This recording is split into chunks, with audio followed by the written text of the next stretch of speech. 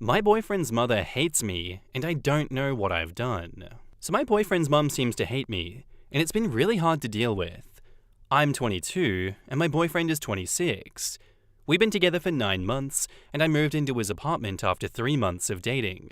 His parents live in a different house, just 30 minutes away from his apartment. His mum visits often, but whenever she does, she completely ignores me or barely talks to me. I've tried to be nice and friendly, but she only gives me one-word answers or acts cold. Today, I made spaghetti from scratch, and my boyfriend loved it. Even his dad said that it was good, but his mum refused to eat it. When they asked her to at least try it, she got angry. I told them it's fine and not to force her, but it still hurts. She also acts like the apartment is hers, going through every room, including our closet and drawers. I know she's his mum, but I wish she would respect our privacy. She also complains that I spend too much of my boyfriend's money on dresses and heels, which isn't true because I pay for my own things. When I bring up how she treats me to my boyfriend, he just brushes it off, saying, "Don't mind her, she's always like that." When I asked him, "Did your mum treat your ex the same way?" he says he doesn't want to talk about his past relationships. My boyfriend talks a lot about having kids with me, but I don't think I can handle being a part of this family. I'm afraid if we have a baby, his mother will treat our child badly too. Should I end things with him?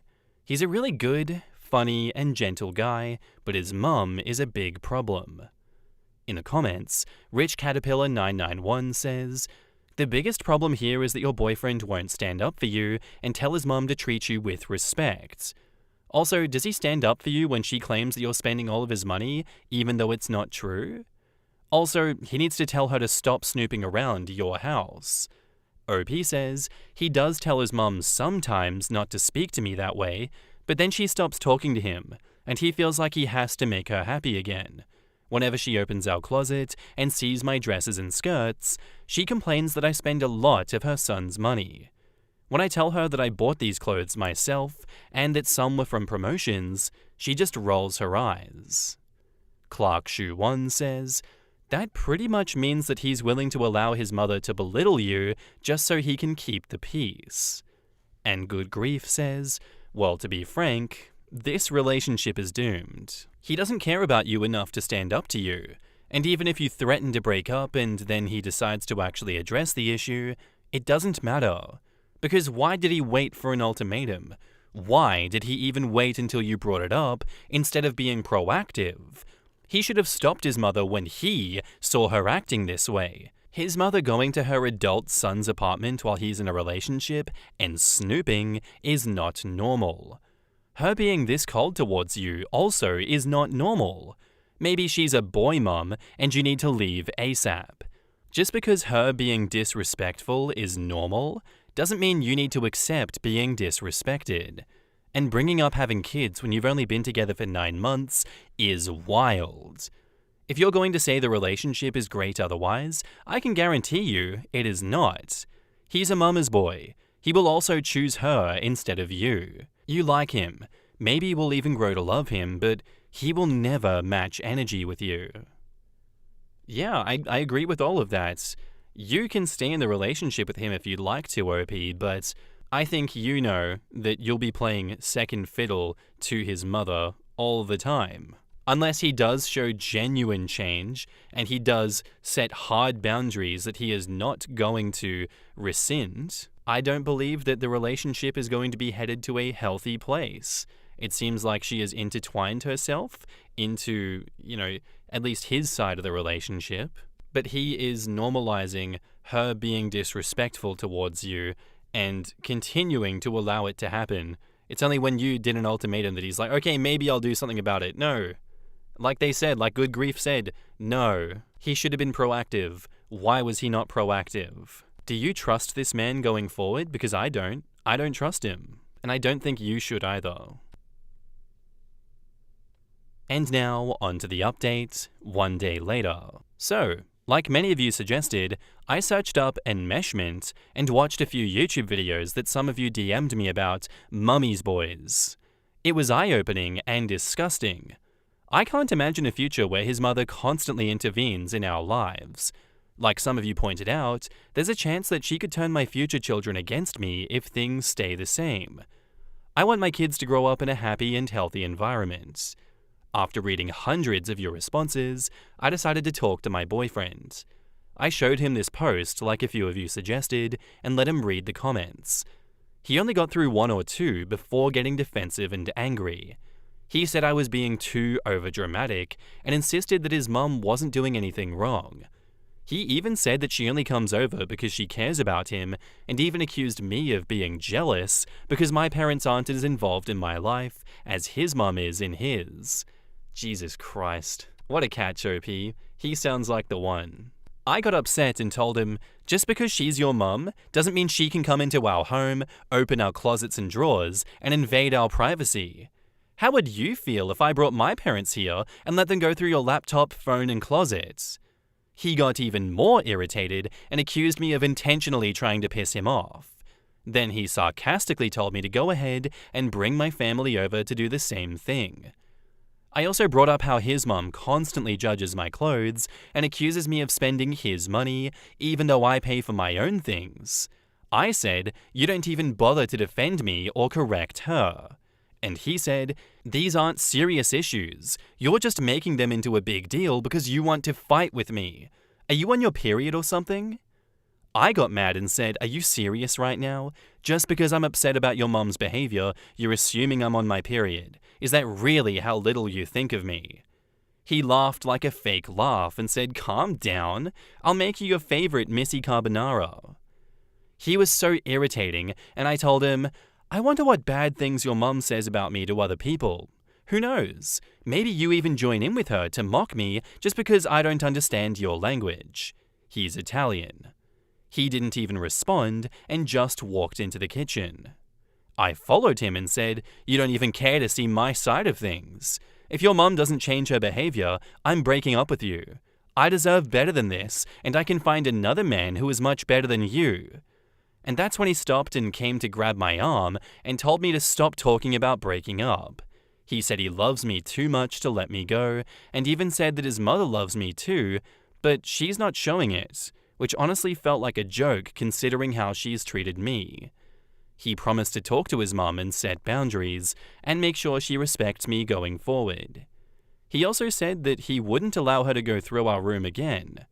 For now, I'm staying with him, but if he doesn't follow through, I will seriously end things. Edit. I've been getting bombarded with DMs saying that I'm making a mistake and that I'm foolish for staying. So I just want to say, sorry. When he said he loves me too much to let me go, and he even said some other sweet words to me and kissed me, I genuinely thought that he meant it in a loving way and didn't see it as a red flag.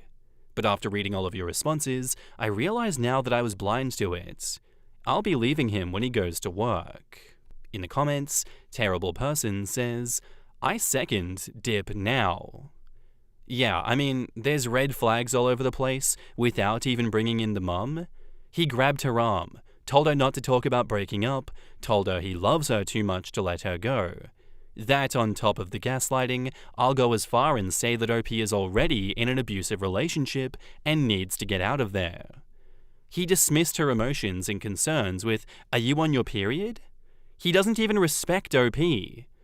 Lady, he grabbed your arm. I'm saying this as a man, grab your shit and leave. Do not announce shit until you are out. Beautiful Pizza says, the whole he loves her too much to let her go is what got me. That's terrifying.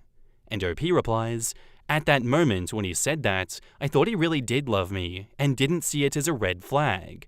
But now, reading all of your responses saying it is a red flag and terrifying, it's making me realize how stupid I was. And Mythos says, my ex told me this statement, and when I did leave, he beat me so badly that I miscarried.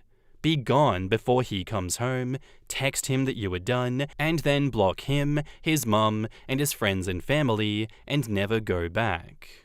Yeah, I'm not gonna lie, I'm a bit scared for OP here because it seems as though she is blind to all of the signs of escalation and the fact that domestic violence is very much on the way.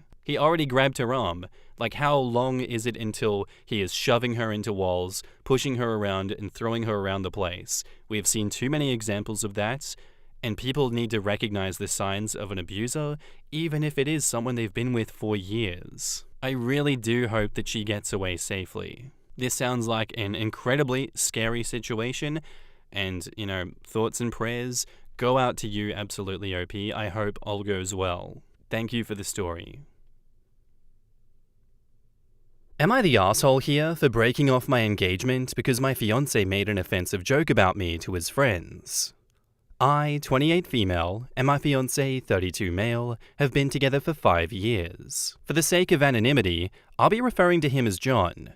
John and I have had a wonderful and loving relationship for these past 5 years, and I truly saw myself with him for the rest of my life. We've had our ups and downs, but not once has John ever made me feel like I wasn't enough. He has supported me in all of my endeavors and dreams, and our relationship even survived 9 months of being long distance, as I had been sent to another state for work in 2021. I truly love John, and even now I still love him, but I have my doubts now about how he feels about me. A little context. I grew up fat. I had been fat when we met, and for the first 3 years of our relationship, I was fat. This isn't a problem, and never has been, in our relationship, but it was something that I had a problem with about myself. I wanted to be healthier, and to simply lose the weight, because I knew it would make me happier. John was supportive of this. He said he would love me no matter what form I took, because it was my heart and soul that he had fallen for. I had believed that, as I had no reason not to. John had always made me feel that he loves me, and made me feel desired. But now, I've lost half of what I weighed before, and at my age, and due to being overweight my entire life, I have plenty of loose skin. I am absolutely insecure about it, and John knows this. He has made every effort to reassure me that he still finds me beautiful, and that he looks at my body as the evidence of how hard I've worked, and how far I have come. He reassures me that he still loves being intimate with me, and loves my body, even as it's changed. I felt so lucky to have a man who loved me so unconditionally and truly. Recently, John and I have gone out with a bunch of our friends, as we'd not been able to align our schedules until now. Whenever we go out with a big group like this, John and I usually spend the beginning of the evening and the end of the evening together at the party. Some point in the middle, we always split off to go socialize with our friends separately. When it came time that I went to rejoin John, I had seen him with his best friend and a couple of others, engaged in conversation. John's back was to me, and his friends were all chuckling about something as I approached, but I stopped dead in my tracks when I heard John tell his best friend that my body looked like a deflated weather balloon, and that it was hard for him to not laugh when we were intimate and my body moved. I had never expected the man who spoke so warmly and lovingly to me always to talk about me in such a way. John was the man that I was going to spend the rest of my life with. He had known my insecurities and still loved me anyway. At least, so I thought. Needless to say, I was hurt and angry and devastated. I walked up to him, handed him his ring without a word, and I left. I didn't even go to our home. I went to a hotel and stayed there. I turned off my phone and just took a couple of days to cry out my heartache. When I turned my phone back on, there were messages and voicemails from John and our friends.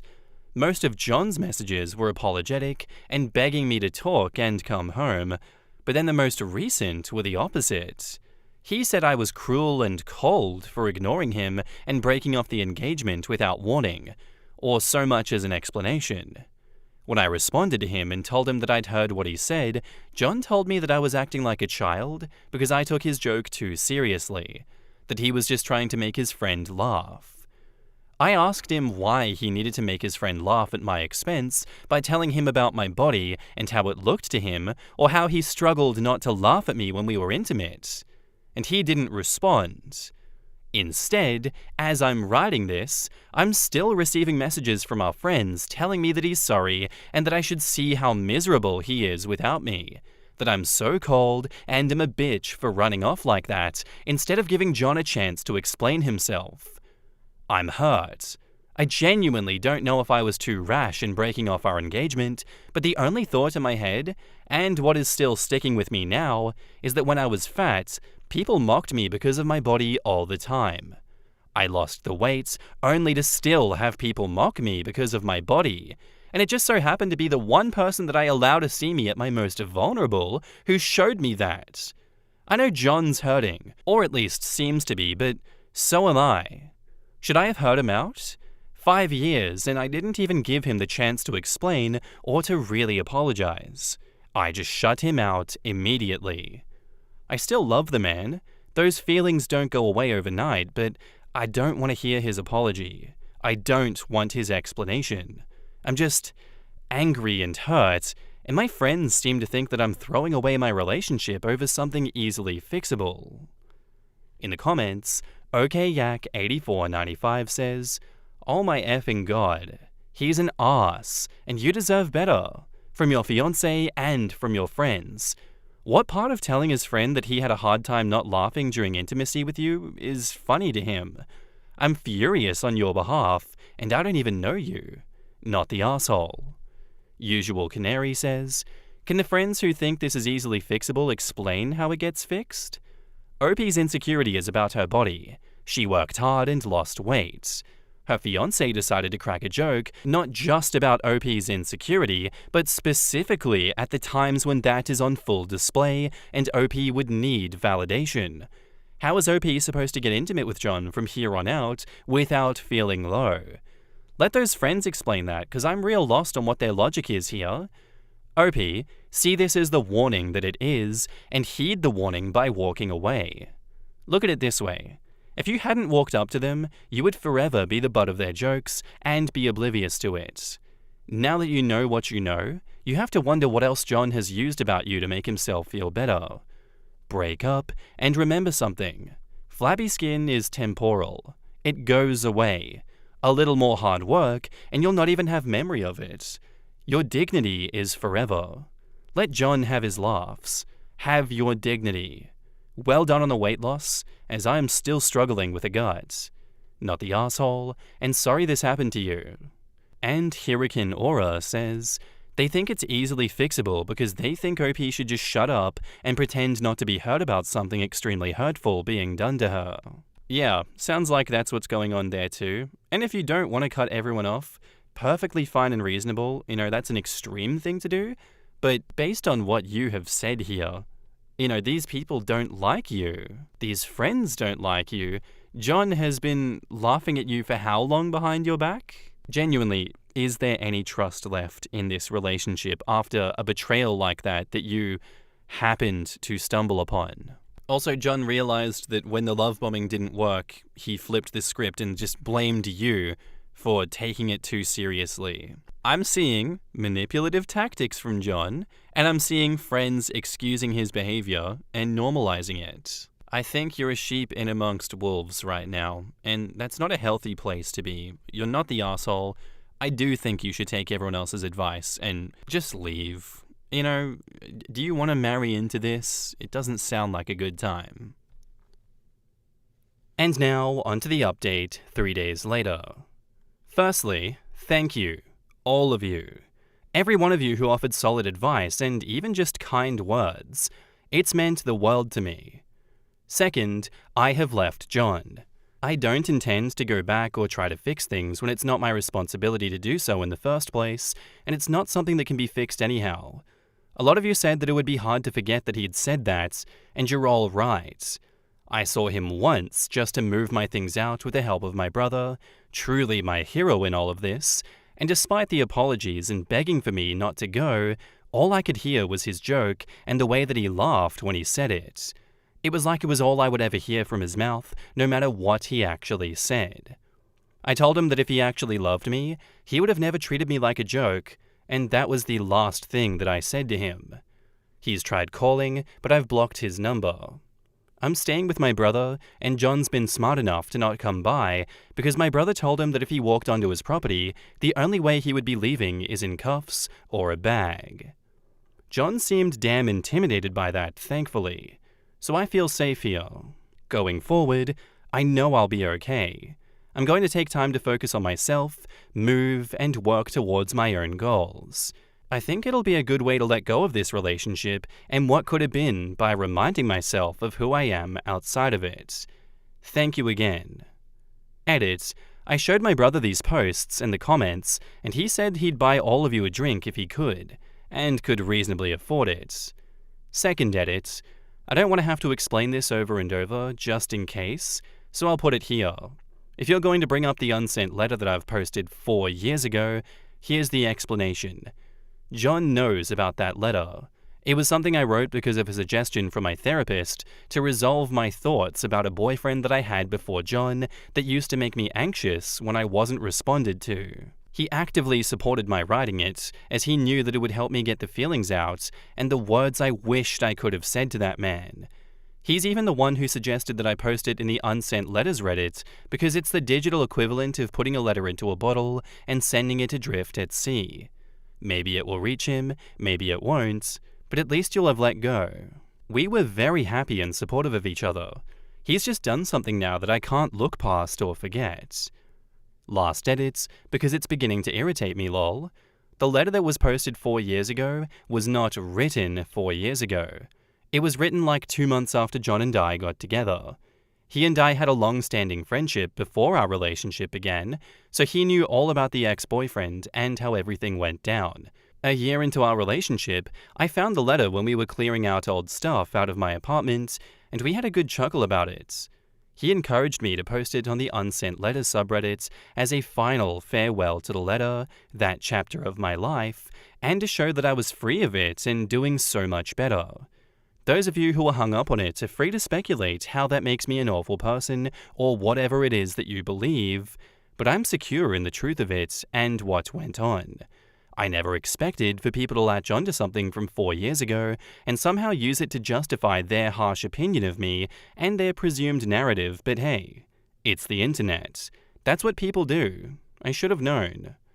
Anyway, aside from that, I appreciate you all for taking the time to listen, offer your words, whether they be kind or not, and for simply letting me feel heard. I wish every single one of you success and good tidings. In the comments, Aggravating Style 544 says, I'm floored he's mad you won't let him explain himself. What's to explain? He said what he said. Block the numbers of any of the friends defending him as well. Melodic Sail says, when he or his friends say, let him explain himself, I only hear, he wants to rewrite the story so he doesn't sound like the asshole he is. There's not much to explain. The situation is clear. Cursed818 says, there are some things that are unforgivable and that there's no coming back from.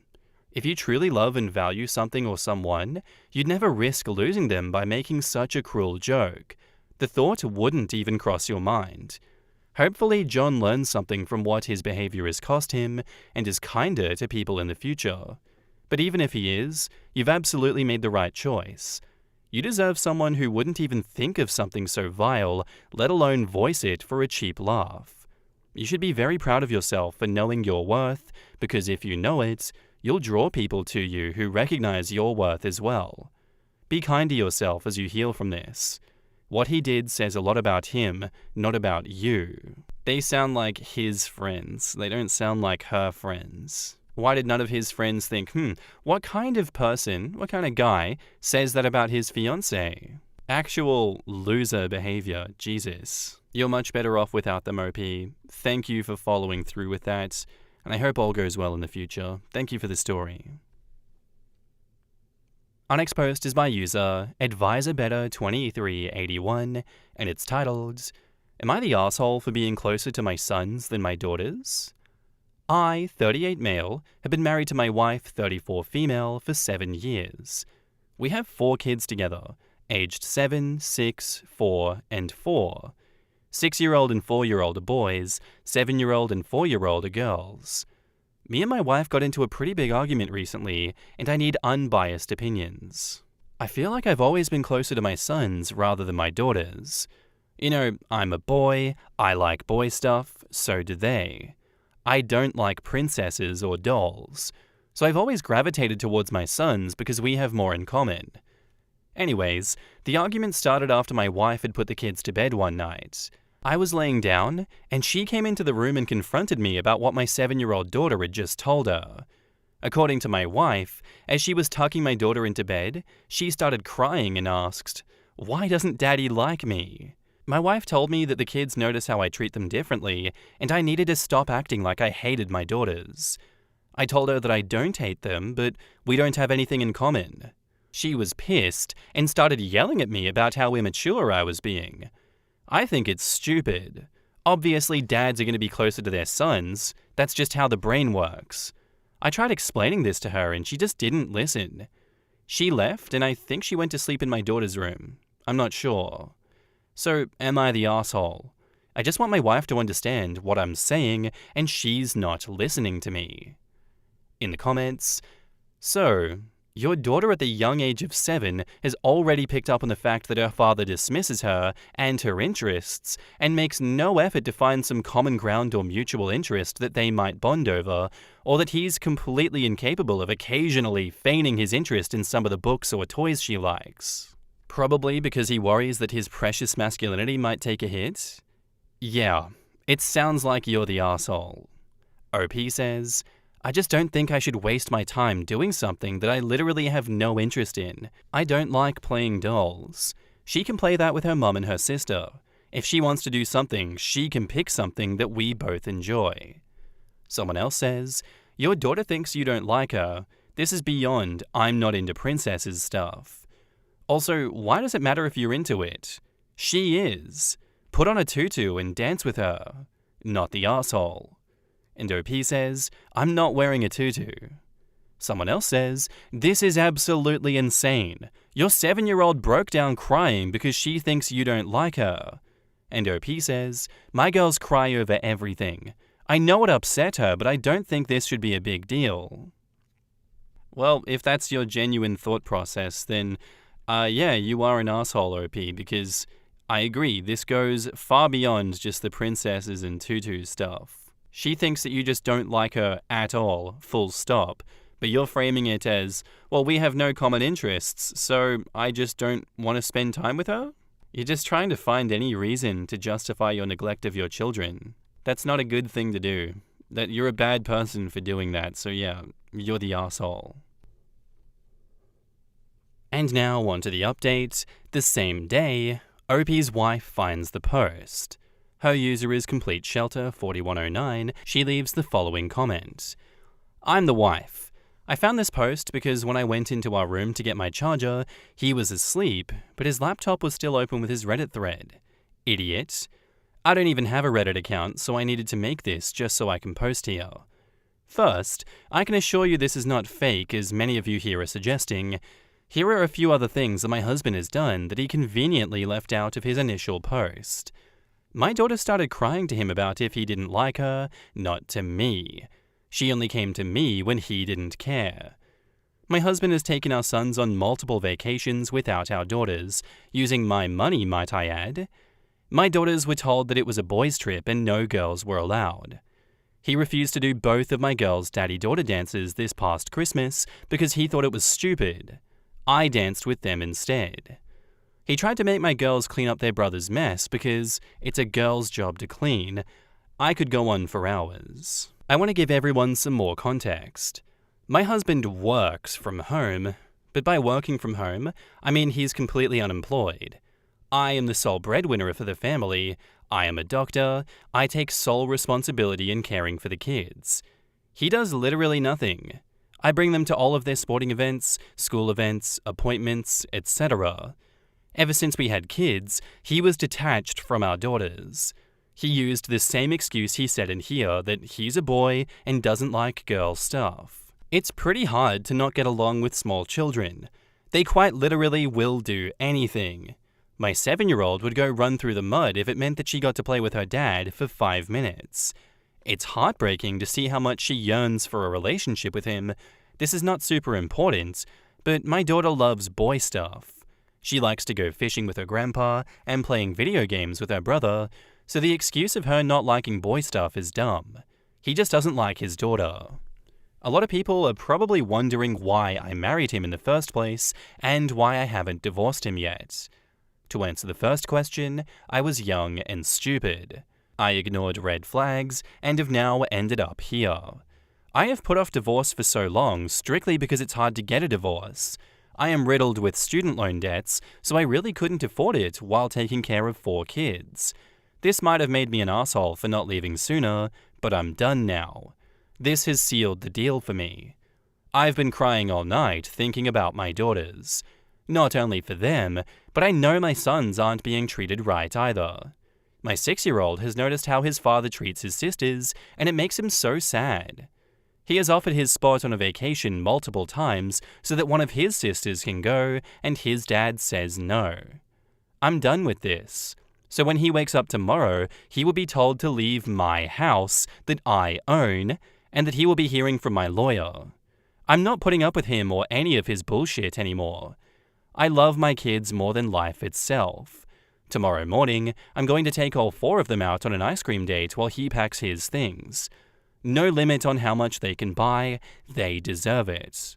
Thanks, Reddit, for showing him how stupid he is, and thank you for going to bat for me and my children. Have a good night. In the comments, Even Copy says, I don't want to play with dolls. Buddy, you're the biggest child in this whole mess.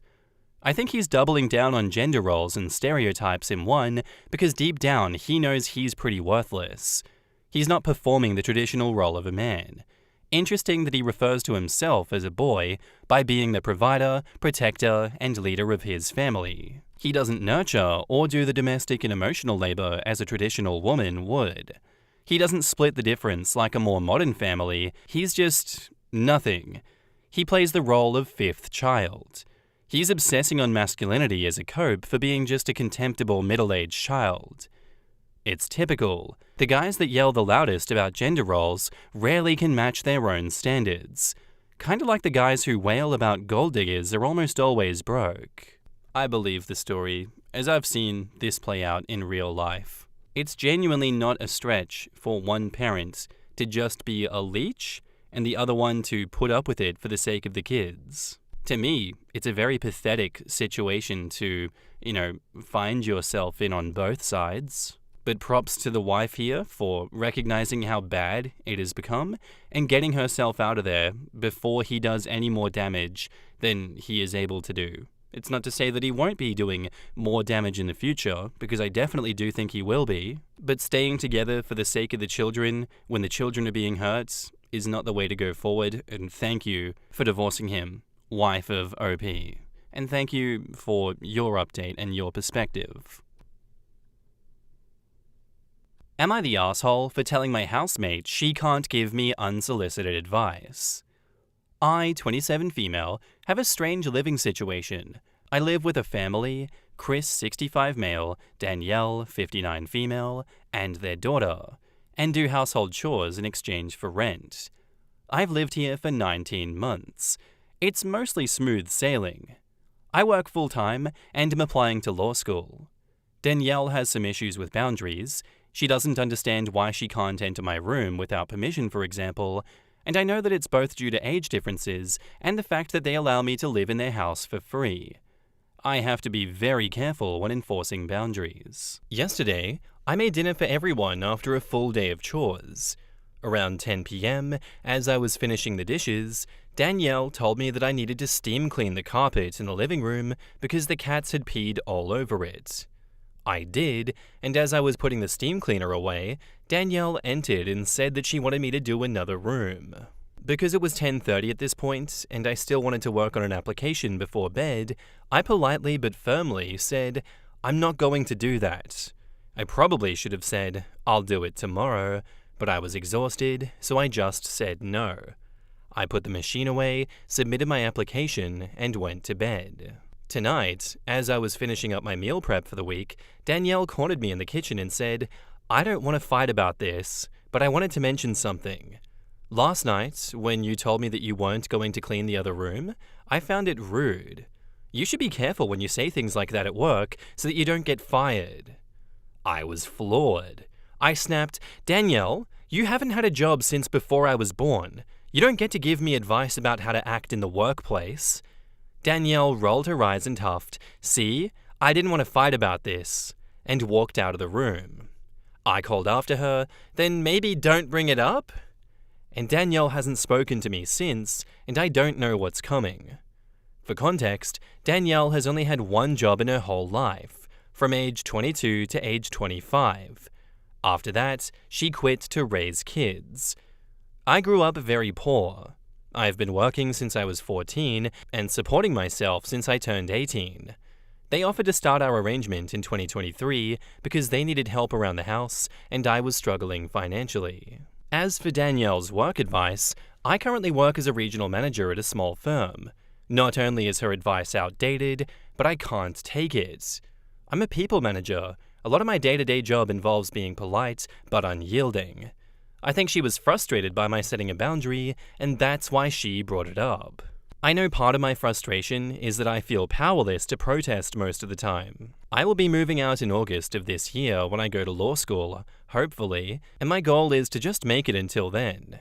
I'm also really frustrated that Danielle felt like she could say whatever she wanted and then walk away as if I had no right to feel anything. Am I the asshole for what I said? In the comments, someone asks, "Info. Do you have a rental agreement in writing? Work exchange needs to be clearly defined, including but not limited to hours, availability, no contact places and times, tasks, etc. Someone who's demanding you steam clean 2 rooms at 10:30 p.m. is highly suspect. Chores is too often seen as women's work, aka undervalued and unpaid invisible labor. However, invisible labor done by women is incredibly expensive both in cost and time, aka you may well be doing more than would cover the cost of your rent. Also, I'm inferring from your post that you're most likely downplaying their requests." And OP says, "There is no agreement in writing. I've tried to bring this up on previous occasions because of Danielle's difficulty with boundaries and the sheer amount of work that I do, but it's not taken well. Danielle and Chris are very insistent that I am not their tenant and that they are not my landlords. I am their guest, quote-unquote. Danielle is also very insistent that she does not want to be called my boss or supervisor in any capacity.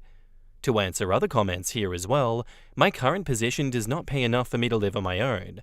I realize that the situation is probably predatory, but because there are only 8 months left of this, I plan to just stick it out. It has saved me a lot of money, and I'm thankful for that." The top commenter says, "You're the asshole. Not for saying no, but for how you said it. You were not polite. Also, Danielle is not your housemate. She and her husband are your landlords/bosses.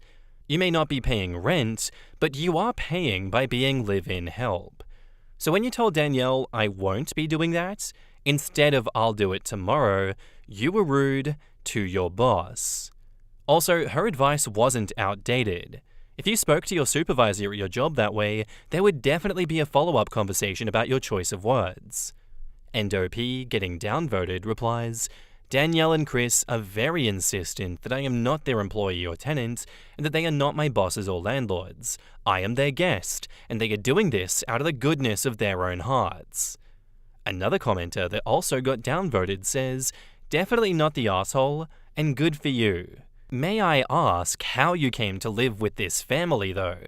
Are they related? And why are you bothering with all of this weird-ass shit and her bossing you around?"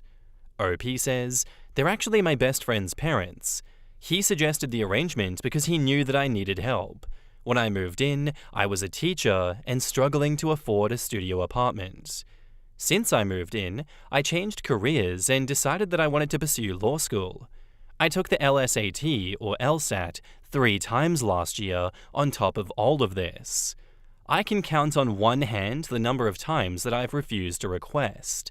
I've bleached the showers after midnight, rose at 5 a.m. to make requested meals before work, and other things like that without protesting. I see this as an opportunity to make my life better in the long term while surviving short term. I just wanted to say no this time because truthfully, I physically couldn't handle fulfilling the request. Danielle was insistent that it had to be done immediately because they wanted to go to bed at 11 p.m, but I just couldn't do it. Insane that Opie's getting voted you're the asshole for this one. Are people just okay with slave labor? What is going on? She's being forced to get up at 5 a.m, to stay awake until 11 p.m, to be at the behest of Danielle and Chris? This is just genuinely indentured servitude. What does Danielle do? She's got no job. Doesn't sound like the kids are living at home anymore. Danielle just sits on her ass all day and is just a complete asshole to OP. Her job is to micromanage the hired help, it seems like. The unpaid help. It really doesn't sound like you have much of a choice here until you save up enough money, OP, to move out, which I guess is a symptom of this day and age. It's unfortunate that this is happening, and my heart, completely goes out to you for that one. All I can say is, stick it out, do what you can do until you're financially well off to get out of this situation, and then, put this behind you. You're not the asshole here. They're absolutely taking advantage of you, and then they're telling you that you're an asshole for pushing back even in the slightest. And now, onto a mini update in the comments that was posted the next day. I was voted the asshole, which I understand. What I do adds up to about $2,000 per month if you go by the standard of $20 per hour or about 100 hours per month. Most of those hours are concentrated on weekends and 2 to 3 evenings per week. I make enough food that there are leftovers so I can have a couple of nights off. Included in those hours is a lot of care for their adult daughter who lives with us and is disabled. If I babysit the house pets while the housemates go on vacation, which happens a lot, I charge $20 per day stipend. We have 2 dogs, 3 cats, a gecko, and some fish. One of the cats is mine, and this is why I cleaned the carpet without protest, because it's just as likely the piss was his as any of the other cats. I've said no to requests 3 times in 19 months, and each time has been met with pushback like this. All 3 were due to the time of night that they were asked. A lot have called this a form of modern-day slavery, and I see where you're coming from. I've been fine with the situation remaining largely undefined, because even when I protest at chores, I haven't been threatened with eviction. I entered into this situation at a time when I was overwhelmed and desperate. It might be predatory, but it was the best opportunity that I had. I could have protected myself better going in. As to why I stay in, it's because there's an end date in sight, and it will set me up well to keep funneling money into savings for the next few months. If I were evicted, it would suck, but I would be fine. It's not ideal, but it works. I recognize that I should have worded my response better than I did at the time. However, I do want to push back on the idea that I have to do everything they say because they own the house. If a boss demands overtime from me that's not previously agreed on, I am allowed to say no.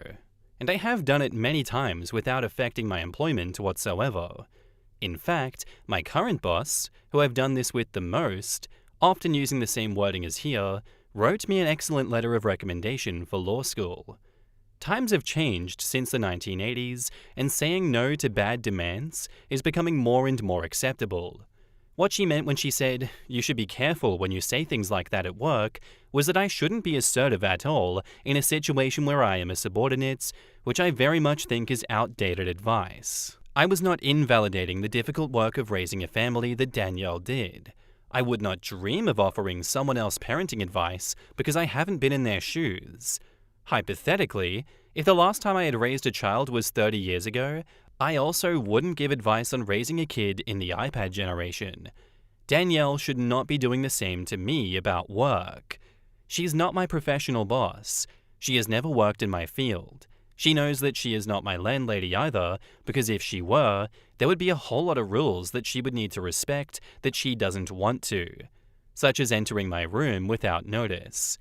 Again, because I'm getting some benefit from the situation, I don't and won't threaten legal action here because I have enough documentation to protect myself. In addition, Chris, Danielle, and I all have personal stakes involved in this going well. We have a ton of mutual friends, one of whom is their son and my best friend. Danielle and Chris have some chronic illnesses that make housework hard for them, so they are also getting a lot out of this situation. I plan to apologize and smooth things over. I will follow much of the advice mentioned here about protecting myself better moving forward. Perhaps naively, I hope this will end well. Danielle and I actually get along very well most of the time. We don't hate each other by any means, and we both ultimately want to see the other happy. That's why this has worked for so long. To everyone who says this situation proves that I don't have what it takes to be a lawyer, don't worry, you'll probably never be my client. And now, onto the update 2 days later. First, as an aside, a lot of the comments here missed the point. Danielle was not angry with me for refusing to do an additional chore at 10:30 p.m. That was not the issue. Even by the most generous of understandings, demanding additional overtime work at the end of a 14-hour shift is unreasonable, and she knew that. During our follow-up discussion, she added a detail that I had totally forgotten about. The second room in question has a large potted fiddle leaf fig tree in it, and in order to steam clean the additional room, the tree needs to be moved. Neither she or I were able to move it after multiple attempts, so at that point I said, "Until Chris and I can figure out a way to move this, the steam cleaning will have to wait. I know you want it done tonight, but I will not be doing that." Very important context that I missed adding when I was angry. The issue in question was the exchange the next day. As to how I responded the second day when she came to confront me on my wording, for that, I understand now that I was absolutely the asshole. As one of my close friends put it to me, those are inside thoughts. My context about her work history was also unnecessary and irrelevant. Last night, I approached Danielle and opened the conversation with a profuse apology. No qualifiers, no protests, just that I was rude during our kitchen conversation and that I needed to apologize. She, in turn, immediately apologized for her incredibly poor introduction to the follow-up conversation and for cornering me in the kitchen while I was otherwise occupied, instead of meeting with me at a more neutral time. Chris then joined us, and we had an extensive conversation. During the conversation, I asked them to define how they view our arrangement. They were immediately very clear that they don't see me as a tenant, employee, or servant. I pointed out that if that's how they want to view things, then I need to be free to say no to extra requests. They were receptive to this. I also pointed out that in our state, I could be considered a tenant or a live-in domestic worker, but due to the length of time that I've resided here and the conditions in place, I'm definitely not considered just a guest. They did get offended that I see our relationship as fundamentally a transaction, which I found kind of funny, because while they have the freedom to frame it in their minds as, we're helping this person out and she's helping us out, it's wise for me to see it differently. I do have obligations to them, and my life has substantially larger implications should this not work out. In the end, they agreed that because they aren't landlords and I am not their employee, in their minds, I should be receiving more freedom than I've been given. Chris and Danielle have chronic illnesses that make most of the work I do very difficult for them, including a lot of the care that I provide for their adult daughter who lives with us. We then outlined again exactly what my responsibilities are and what they're not. And finally, to my surprise, they apologized for previous invasions of privacy and agreed that we would put a lock on my room door. It is an interior lock, so I can only lock it when I'm gone, but I'm fine with the progress. I was never threatened with eviction or anything like that, as people can be emotionally mature enough to talk through issues instead of immediately pulling a metaphorical trigger, which is what happened here. After the conversation, I typed out a long email detailing the terms of my living here as it currently stands and had them send a confirmation in reply. While it's not officially a lease, it's something in writing outlining responsibilities that was agreed to by all parties. We agreed that my monthly hours would be reduced to 80 instead of the roughly 100 that I've been doing. If the value of that is calculated according to the federal minimum wage, that's a value of $580 every 4 weeks, which is more than most rooms for rent are in our area. Of course, the labor I do is somewhat skilled and has a market value of at least double, but I used the federal minimum wage for the sake of argument. I also established that the latest I would be available for housework is 9:30 p.m., barring some form of emergency. And if a task absolutely requires going past that time, I will be taking that time back on a different day. I know that I will laugh at this in the contracts class in the future, but for now, I'm fine with what it is. Like I said in a comment, it's not ideal, but it works. I'm not in a position where I desperately need this anymore, but I'm gonna stay here until August, because being able to funnel what otherwise would be paid in rent into savings is doing wonders to set me up for the future. To everyone that commented something along the lines of, "You have to do everything she says," or "You're the help," or "You're entitled," I encourage you to think about that perspective more. Employees, household help, and any people in a subordinate position are still very much an individual and deserving of basic respect to their space, their time, and their person. No laws, no matter how extensive, take those basic rights away. Also, if you said that it was my fault for being in the situation in the first place, kick rocks. We're all working through our own situations where we pick the best option available, even if it isn't perfect. That's not weakness or stupidity, that is life. And that's the end of that post, so I just want to say that's an incredibly rough situation to be in. At least she recognizes that she's been taken advantage of and is taking the steps required to do something about that. Because being a lawyer, you'd hope that she has the self-awareness to protect herself. Though, some things were left out that she mentioned, like, we would put a lock on my room door. It's an interior lock, so I can't lock it while I'm gone. What's that all about? Are you not allowed to have, privacy at all in the room that you're staying in? Yeah, it's free, who cares, but you deserve privacy. At least have a camera in there or something. What's going on? And also, what's going on with everyone saying that you're the asshole for this? I really doubt these people that are saying this would respond 100% politely and perfectly if they're being forced to steam clean cat piss at 10:30 p.m. after working for hours that day. You do a 14-hour day and then go be yelled at 10:30 at night to go steam clean cat piss, knowing they're going to ask you to be up at 5 a.m. to meal prep for them. I'm sure everyone's going to be so happy in that situation. Anyway, thanks for the story, OP. Glad that it's working out for you. Hope it continues to work out. Am I the asshole for refusing to drop charges in exchange for saving my family? I, 33 male, met my wife, 33 female, in college. It was a long-term physical relationship that turned serious at the end of our senior year.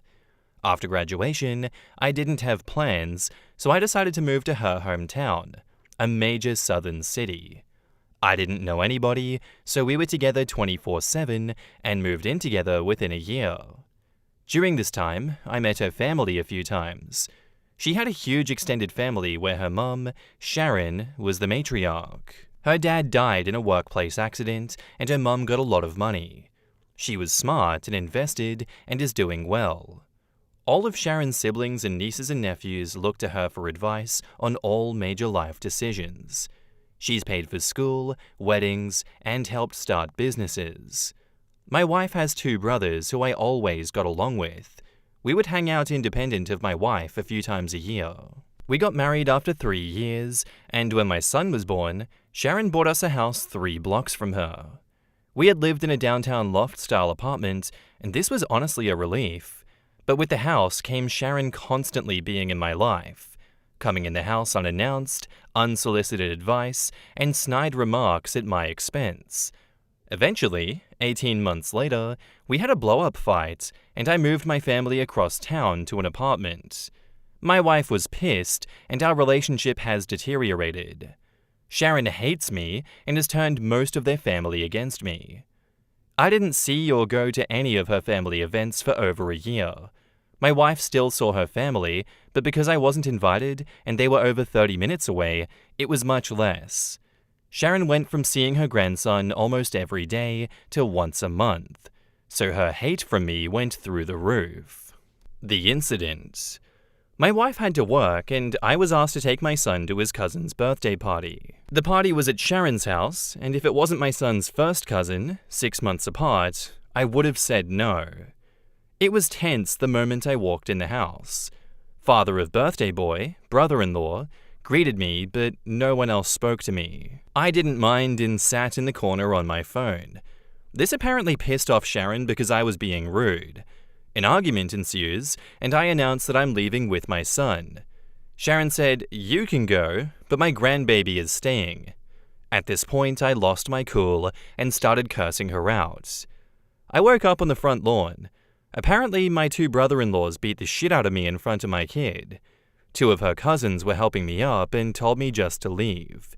I immediately called the police and said that I was assaulted and that my child was kidnapped. Police came and both brothers were arrested. Sharon lost her shit on the police, and my wife drove up as her mother was being arrested for refusing to release my son. Her mum was eventually released, but her brothers were arraigned on assault charges. The father of the birthday boy had an assault charge from college, so he's facing some serious consequences. My wife is mad at everyone but asked me to drop charges. I not only refused, but got restraining orders for all three of them. Her mother isn't allowed to be near our kid, and her brothers have court dates early next year. Last month, she moved out of the house, and we are now headed for divorce. Yesterday, she came with one last offer, for us to move cities and start over, but only if I dropped the charges on her brothers and removed the restraining order on her mum. I told her I would think about it, but I think I would rather get divorced. I honestly want to keep my family, but I don't believe that she'll ever abandon her family for me. If I drop the charges now, I doubt I can bring them back later. Am I the asshole here for not trying to save my family? In the comments, when brought up that the state presses charges, not the victim, OP says, "I just want to comment on this because it keeps coming up. You're 100% right. In the initial confrontation, the cops asked if I wanted them arrested, and I said yes. I was more bruised than bloody, and they were willing to let it go as a family dispute. That's where the 'what did you expect to happen' conversation came from. I'm not pressing charges per se, but I'm not letting them go.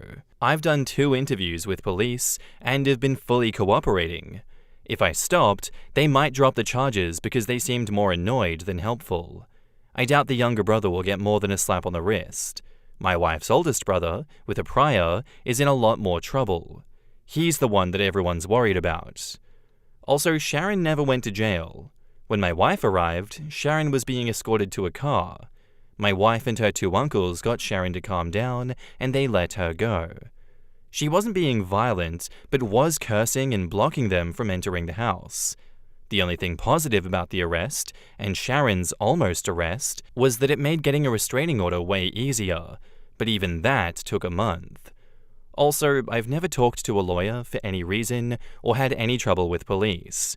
I honestly don't know how any of this works. I just found out the difference between parole and probation a few weeks ago. Ebb Independent says, Sharon is not a good mother. Her habit of buying everything for everyone is robbing her grown children of having their own achievements, which builds character, mental toughness, maturity, and pride in themselves. A better parent would have matched their savings for down payments. Obviously, there was a price to be paid for her investments in their lives. She's able to make major decisions in their lives. She's able to walk right in like she owns the place, because she does. It sounds like she's an overbearing, iron-fisted, suffocating presence in their lives. And OP replies, I keep feeling like I'm defending this woman, and trust me, I'm not. But she started flipping houses in the 90s before it was a thing. She always kept her job as a nurse and kept investing in new properties. She helped both her brothers start their own construction business, and 5 nieces and nephews now work in real estate. Her 2 smartest moves were 1, she was an early iPod user from her time as a nurse and invested heavily in Apple stock in 2002, and 2, she pulled out of big real estate investments in 2006, a little bit early, and sat on her money until 2010, then she bought up a ton of property.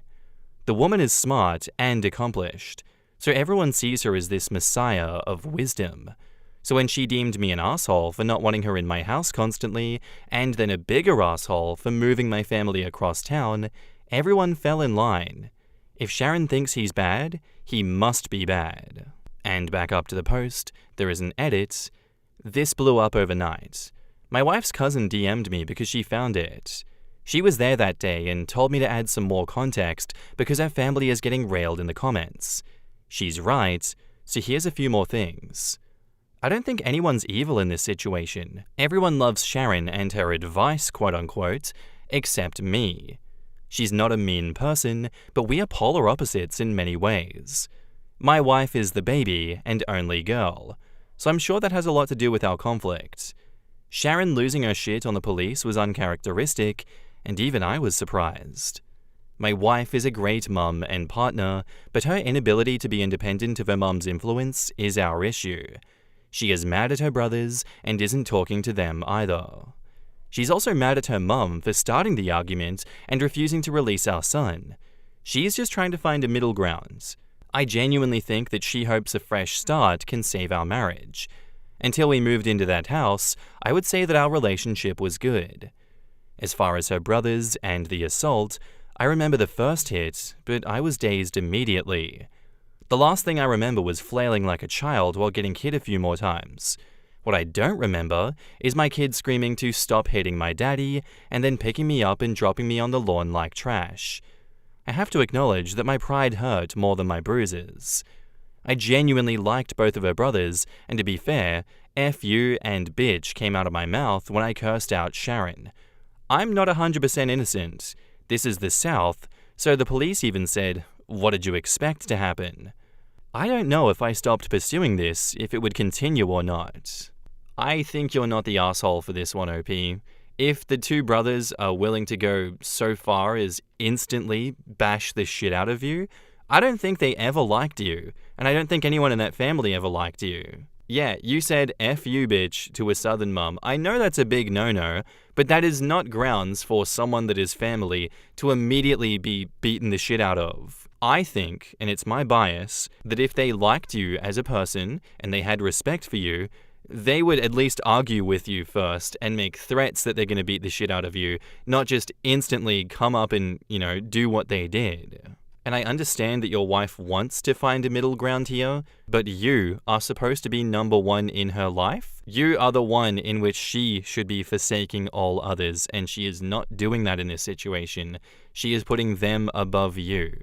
She chose to marry you. She started a family with you. She would, it's the South. They would take their wedding vows very seriously, but no, it seems as though she's married to her family and not to you. If you drop the assault charges, I think it's going to happen again. If you remain in this family, I think it's going to happen again. For the sake of your safety and for the continued mental health of everyone in your family, it probably is best to divorce and co-parent amicably. I just think the risk that you take on allowing them off these charges is far too great. So yeah, not the asshole. And now, onto the update 4 months later. I've been waiting to write an update and answer questions for a while, but after my original post, many Reddit lawyers reached out and told me to stop talking immediately. Since things were very uncertain and my divorce wasn't settled, I decided to not respond or update anything until things calmed down. A lot has happened to so many people involved, so I think I'm just going to break it down by person. Me. I moved back to the West Coast, where I'm originally from. I decided to move forward with a divorce, so I moved home. Furthermore, I had nothing left for me in that city, as I only had a few friends, my son, and a lot of bad memories. My ex and son cried a lot the day I left, and that hurt my soul, but it was best for all parties involved. So I moved back home to be around my family and my support system. I got a good paying job, and I'll be subletting a 2-bedroom apartment starting next month. My son spent the holidays with me, staying with my parents, and I plan to see him on Easter.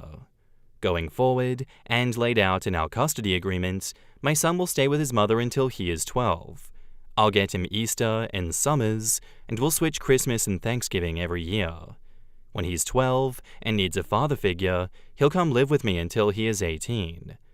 I talk to my son every day on the phone for at least an hour, and I'll try to fly out there a few times a year. I can't shake the feeling that a piece of me is missing and wish it was just my son, but I miss my wife too. My ex-wife. So the divorce is basically settled, and I obviously didn't move away with her. In the end, she saw my post and saw the comments and realized that she shouldn't have asked me to stop pursuing the case. She asked again, saying we could move and just get away from her family. Too much had happened, and our relationship was a shell of what it was. We both said and did things that we forgave but can't forget. I wish this was a movie, and I could just say that love conquers all or fuck her, she's evil, but that isn't real life. I'm torn between both loving this person and knowing that we aren't right for each other.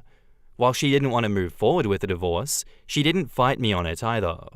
We were able to settle everything without lawyers and only used them for paperwork and fine details. We talk daily because of our son, and she says she's doing well, but last time I FaceTimed her, I can tell that she isn't eating. My sister said it's post-breakup hotness, whatever that means, but she looks more sick than hot. She hasn't spoken to her brothers since that day and blames them for a lot of what happened. She and Sharon's relationship is also very strained, and they barely talk as well. Ironically, she's hardly speaking to the family that she was so desperately trying to keep together. I honestly wish that she would talk to her family again because I worry about her a lot. People were very mean to my ex-wife, saying she was a terrible mother and wife. I think she lives for and would die for her family, and all her actions were to keep us together. She told me her two biggest regrets were moving into Sharon's house and moving out of our apartment. Those two actions caused most of our problems. She's a great mother to my child, and I will always have her back. The brothers. I didn't expect much as far as punishment in this case. They both pled out to a simple assault, which only had minimal consequences. Both brothers spent a night in jail, got fines, and anger management. The older brother had a prior incident that I mentioned in the earlier post. It was a bar fight in his early 20s, and he hit a guy with a bottle and got an assault charge. Since that case was over 15 years ago, and he's married, pillar of the community, etc., he was given probation for a year, and that was the end. Both brothers have partners in life, and the older one is married. I've known his wife for many years, and we've always been friendly.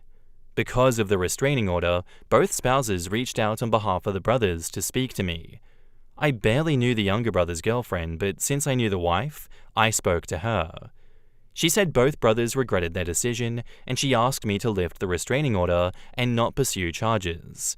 We had a brief conversation, but I simply told her that I don't forgive her husband and brother-in-law, and I'm moving forward with both. As we ended the conversation, I told her not to call me again, and I haven't heard from either brother since. I don't know anything beyond what the ex tells me, and she isn't speaking to them. On Sharon. So I did have it out with Sharon, and it went about as well as you can imagine. Here's a little backstory to our relationship. Let's start by saying my ex and her family are devout Christians who go to church weekly. I am a lapsed Catholic who goes to church 3 times a year. I live a very moral and ethical life, but my belief system isn't centered on the church. Furthermore, I consider myself a moderate liberal, and their family is moderate conservatives, i.e., I'm down the Second Amendment and Sharon supported gay marriage. Ideologically, we were far apart, but agreed on the important things in life. The real problems began when my son was going to be baptized. My mom wanted to get our son baptized Catholic, and Sharon wanted him baptized Protestant. Lots of snide remarks about Catholics was said, but I let it go at the time. The ex and I decided to wait and let our son decide, which Sharon hated. When my ex started going back to church and I wasn't in attendance, that further widened the divide.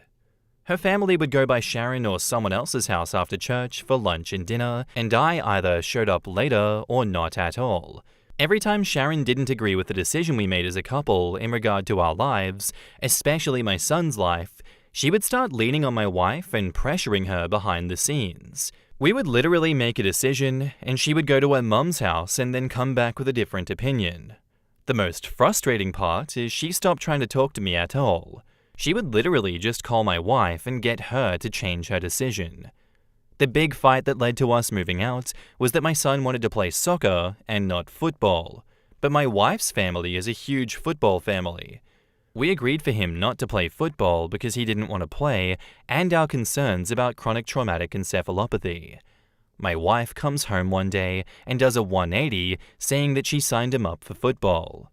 We start arguing, and Sharon comes in the house unannounced and joins the conversation, saying, "We decided that it would be good for him." I got pissed and told them Sharon is not my son's parent, and my ex shouldn't be so weak when her mum is pressuring her to do something that we decided not to do. Then she said the words that sealed the deal. My opinion should matter, I bought the house. I started looking for a new apartment that night and never looked back.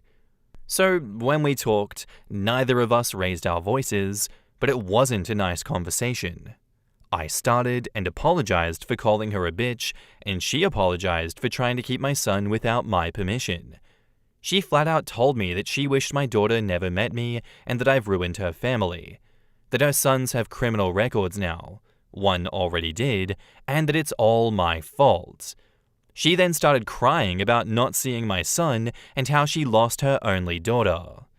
I told her that she was manipulative and used her money to control the family, that she only didn't like me because she couldn't control my decisions like her weak-willed family. I also told her that she constantly overstepped her bounds in regards to my child and marriage, and she put her own self-interest ahead of her own daughter's happiness. After spending an hour calling each other assholes in different ways, we ended things in the same place. In the end, I told my ex that her mum could see my son because Sharon loves him unconditionally and he loves her. Call me stupid, but I think family's a big part of your upbringing. My mum isn't around him enough, and every child needs a good grandma. The ex said that she had been to a few family situations that were hard to avoid, like wedding, funeral, Thanksgiving, but she leaves when her brother comes and my son doesn't leave her side. Sharon has seen my son and he's played with his cousin, birthday boy from Original Story, but she's keeping him from the family for the time being. On my son, he's having a hard time with everything. It's not the fight. He thinks that we were wrestling, but he misses me a lot and cries on some of our phone calls. He's in therapy, and all the sessions are about missing his dad and why we can't live together. It's been a few months, and it's slowly getting better, but we ruined his childhood, and I take my share of responsibility in that. On the cousin, she is my wife's first cousin, but they're more like sisters. Sharon is her aunt by marriage, and she was the first to warn me about the family. She was also eviscerated by the comments section for having me add to the story. She told me that I was out of line for calling Sharon a bitch, but didn't feel that I deserved to get beat up. Likewise, she also grabbed my son when the fight happened and took him away. She was the one who told my son that we were wrestling, and she called my wife to come immediately. When Sharon was being handcuffed, the cousin came outside holding my son. I told her to give him to me, but she pointed at my swollen face and asked if she could hold him. I trusted her enough in that situation to care for my son, so I respected her enough to add those details. She didn't deserve the shit comments either. In conclusion, in the end, everyone in their family read the original post, but because of divorce and assault cases, no one directly contacted me other than my ex. It wasn't a hit, to say the least, but I only care that hit hurt my ex's feelings. I think seeing everything written out from my perspective opened her eyes. Obviously, some things were left out and broad strokes were made to explain complex situations. In the end, she said I didn't lie, but she thinks I painted her family in a horrible light. We thought about writing a joint update, but we aren't talking enough to make that happen. I told my ex about this post and asked if she wanted to read it before I posted, and she told me to write whatever I want. Nobody won here. We all lost. I'll try and respond to questions that I think are relevant. In the comments, Betchatarosis says, I understand everything else, but did you really have to abandon your kid? And OP says, I knew that I would get destroyed for this, but abandon is a strong word. I didn't abandon my son, I left for better opportunities in life for both of us, both mentally and financially. My chosen profession has more opportunities here. I was only there for my wife and child. My career picked up during the pandemic because I could work remotely, but in-office work is becoming mandatory again. I was already going to have to quit or move companies, so the timing was right. Also, my mental health is 10 times better now that I've left the city. For months, I gave my child fake smiles while trying to be a good father. I was a shell of the man that I wanted to be, and I'm still broken by what's happened, but I'm in a better place mentally, and in the long term, I'll be better financially. Odd Instruction 519 says, left for the better opportunities in life for both of us. Well, for you, yes, but for him, not really. And OP says, I was responding to something else you wrote, but saw you responded to this. Your assessment of my situation is understandable, but me working for less money and being constantly unhappy isn't good for my son. If I could have stayed in the state, trust me, I would have. But the economy is fucked. I used all my savings to continue paying bills and lived with my parents for free to start over. Maybe I could have found happiness there, but I didn't see it happening. We are co-parenting the best we can. In the comments, Miss Janet Snakehole says, I still cannot get over how messed up that custody arrangement is. That poor little boy. It's okay, the kid won't need a father figure until he's 12. Yet I look at my 11-year-old son, who is right this moment absolutely idolizing his father. They spend time in the shed together, building things and working on cars and bikes. They play games together. They learn about Pokemon and dinosaurs together. They have boy jokes that us girls don't really find quite as funny as they do. He talks about clothes he likes that dad wears, what kind of work he might do that dad can help teach him about. He's learning things from his dad that he never could from me long before the age of 12. And so much of it can't be found in a daily hour-long phone call. I met a little boy today at my work who idolized his dad by leaps and bounds. They were fixing the furnace, and the boy was just like, my dad's so smart. He's an engineer. I'm gonna be like him when I grow up. He was like 7. So freaking cute. Kids need both parents. Mum and mum, dad and dad, mum and dad. They come out of the womb, loving you unconditionally. They don't know how not to. That poor boy of OP's is going to be fighting abandonment issues for life. I don't know. Maybe I'm an asshole, but I was 100% with him until he said that he moved that far away and basically is going to be a holiday parent until his kid is going to be uprooted and moved to him during the years that he needs a father, or whatever he says. That seems like a terrible fucking idea. Hey kid, you're now in puberty and feeling like absolute hell, your hormones are going crazy, your body is going crazy, you kinda hate your entire family and everybody around you. I have a good idea. Let's move you across the country to a brand new school, to a brand new family system, and to 0 friends. Super smart. This is all just so exhausting and stressful. It feels like a cop-out. You know, this is like a shitty dad cop-out reason. Oh, it'll be better for everyone in the future. Just think about the future, man. It's for financial reasons. Don't worry about it. OP's right. Everyone loses in this story. He put up this huge fight against his mother-in-law. You know, he went toe-to-toe with them and did not drop the charges, only to run away to the other side of the country. You're cutting off your nose to spite your face in this situation, and I really don't like how it is concluded. But fair enough, OP. You've made your choice, you've made your bed, you have to lie in it now. I hope your son doesn't come to resent you for the actions that you've chosen here in abandoning him, but I do see him doing that. So yeah, thanks for the story, OP, much appreciated. Doesn't sound like a fun existence for the next 10 years or so, that's for sure. My partner won't let me sleep, and I don't know what to do. First off, I'll say that I have sleep issues. I find it very difficult to get to sleep and stay asleep despite taking medication for it. And when I finally do sleep, I snore. I've tried so many fixes for this. Nose strips, adjusting positions, spoken to many GPs about it, but nothing has worked and I can't control it. My partner is taken to, instead of rolling me over, just losing his patience and kicking doors open, yelling, screaming, hitting the bed to scare me awake. This started a few months ago and was super infrequent, but has now picked up and is happening multiple times a week. I'm now having an even harder time getting to sleep. Bedtime is giving me so much anxiety. My body is like on a hair trigger now. I wake up at the slightest noise and never fully drift off anymore because I'm just expecting to be woken up in an extremely aggressive manner. I feel like I'm at the end of my tether. How do I get them to just listen and let me sleep? I mean, it's ridiculous to be scared of going to sleep when your partner is home, isn't it? I don't know what to do anymore. I can't just up and leave him because he's totally dependent on me financially and I don't have anywhere I could stay. We live paycheck to paycheck. It's not like I can just sleep somewhere else and still support us. He is so angry all the time now, and I don't know how much longer I can be around him. I just want to be left alone to sleep in peace. In the comments, someone says, "You leave." This is abuse, plain and simple. Sleep deprivation is a torture tactic. Edit, you kick him out. He can figure out someone else to abuse and leech off of. Another commenter asks, have you been evaluated for sleep apnea?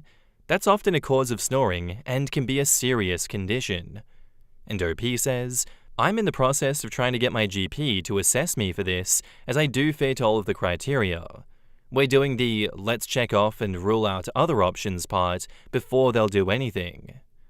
Someone asks if OP can sleep in a separate room or does his husband use earplugs? And OP says, we already do sleep in ear rooms, and it doesn't help. No, he can hear me through the wall, and apparently earplugs don't help either. I guess I'm gonna go with everyone else's advice and say, you just need to leave him, OP. He's abusing you, plain and simple. You're scared of falling asleep around your partner. This is not someone that you should continue having in your life. They're not dealing with their emotions in a healthy and regular fashion. They are going to escalate the abuse because it has been normalized at this point. They don't think that what they're doing is wrong, so it's okay for them to do more. Run, OP. Run for the hills. And now, onto the update, 18.5 months later. I've never made an update post before, so I'm not sure if I'm doing this right. Please let me know. I posted well over a year ago now, close to 2 years at this point, about my sleep snoring issues causing aggression from my partner, and some people seemed really concerned for me in the comments, so I felt the need to update just so people know that I'm okay. So to update, not long after the post, I sat down with him and explained how upsetting his behavior was, and he changed it. We aired our grievances, did some reflecting, and realized it was unsustainable, so implemented changes, and it worked. Isn't it wild how communicating can fix problems? A lot of people wanted me to dump him and leave, but we've been together for years. I wanted to give it another try to see if we can find a solution. First change was sticking strictly to separate sleeping areas, and sleeping separately helped so much. Seriously, we are so much better rested in our own spaces, and our sleep routines aren't being disrupted by each other. Also, fun sleepovers with no sleeping. Sleep deprivation was making both of us crazy stressed out, and we were not handling it well. Him in particular. I've reached out to my GP since, and am currently, still, on a waiting list for a sleep study to confirm sleep apnea, which isn't ideal, but at least there's movement there. Love the NHS, but don't love how long these wait lists take in my area. He also started therapy soon after my post, and we found out that he's autistic, which we suspected before but didn't know what to do about. He got diagnosed and really dove into resources on the topic, and we've both learned so much about how to deal with it. He's done so much work on recognizing and coping with being overstimulated. Yeah, the loud snoring, extra distressing for him with his sensory issues that he didn't understand how to identify, and redirecting his anger into healthier outlets. He's now trying to get me assessed too.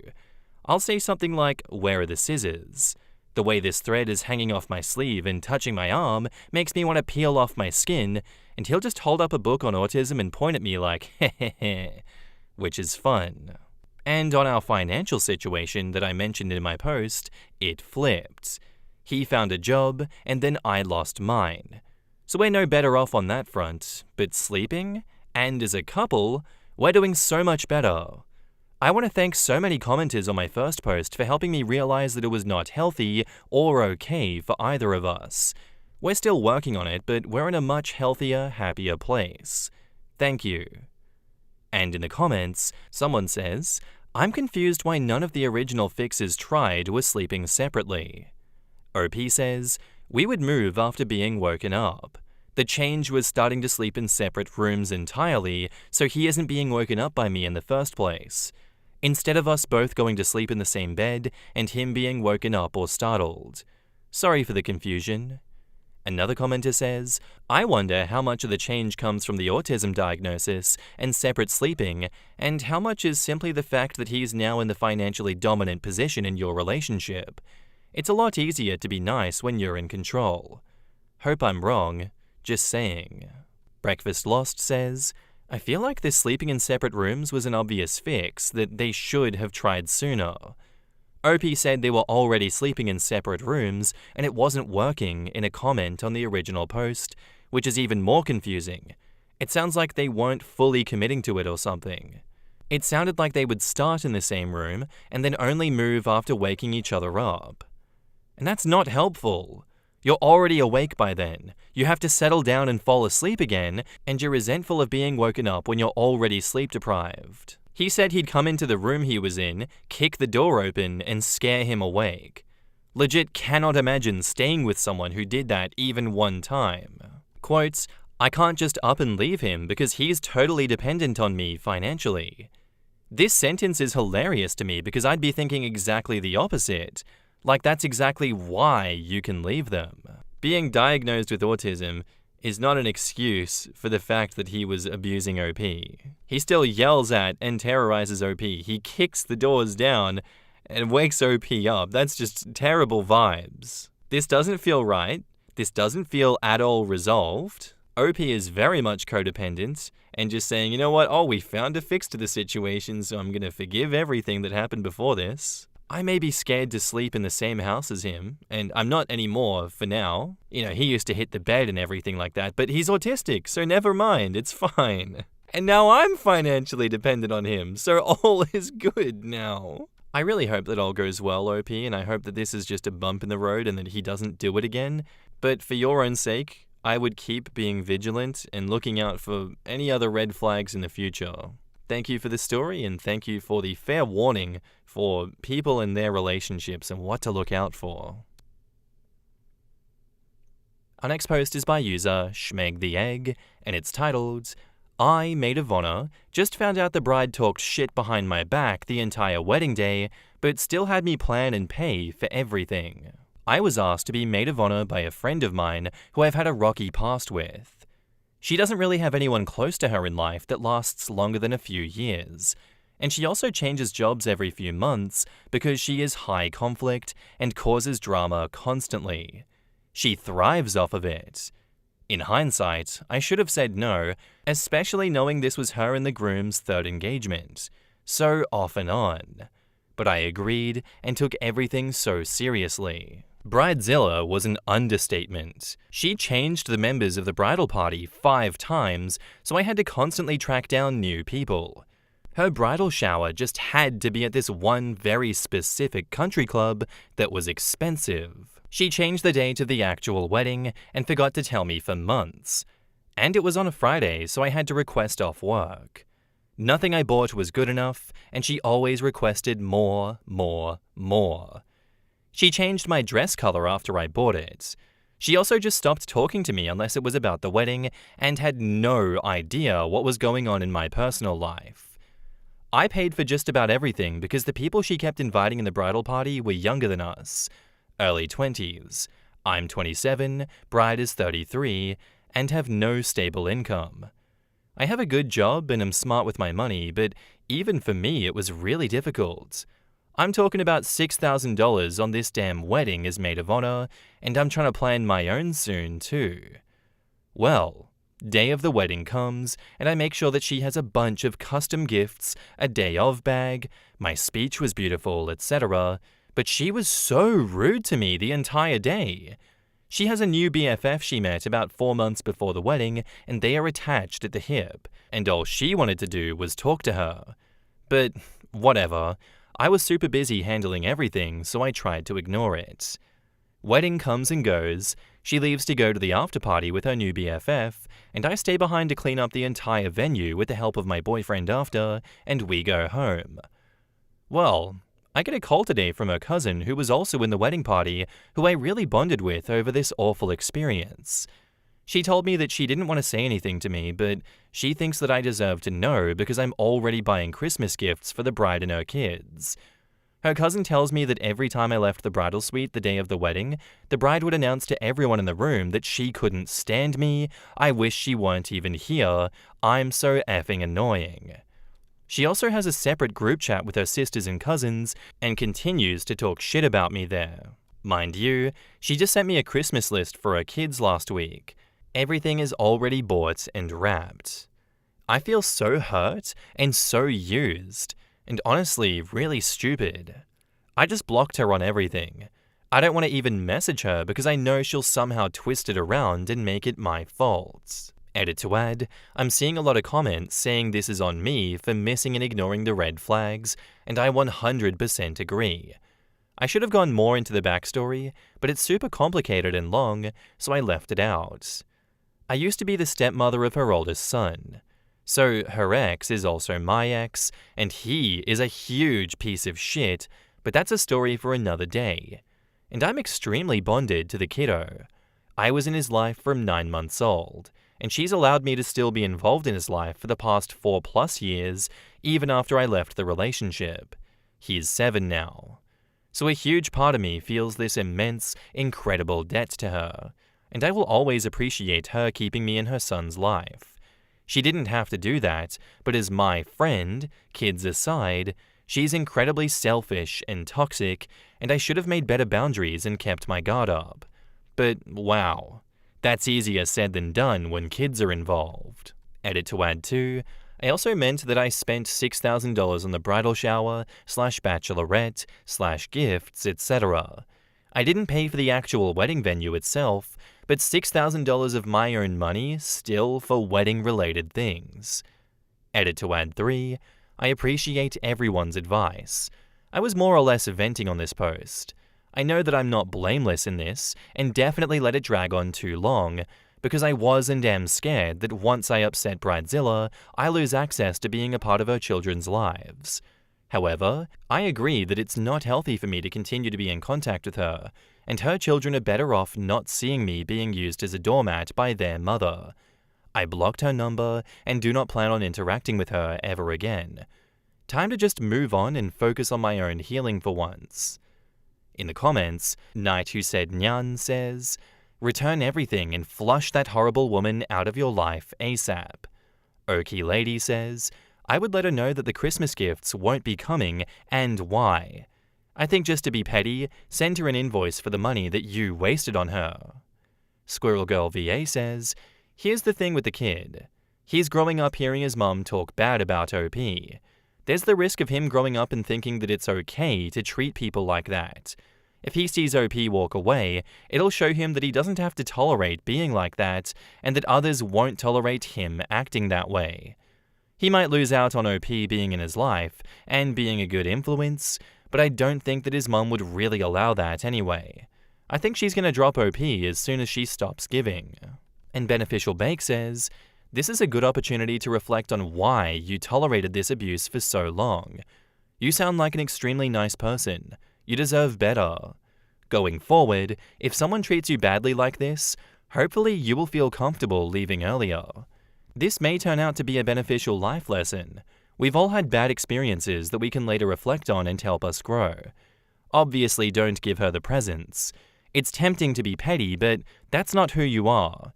This person is missing out on a good friend in you.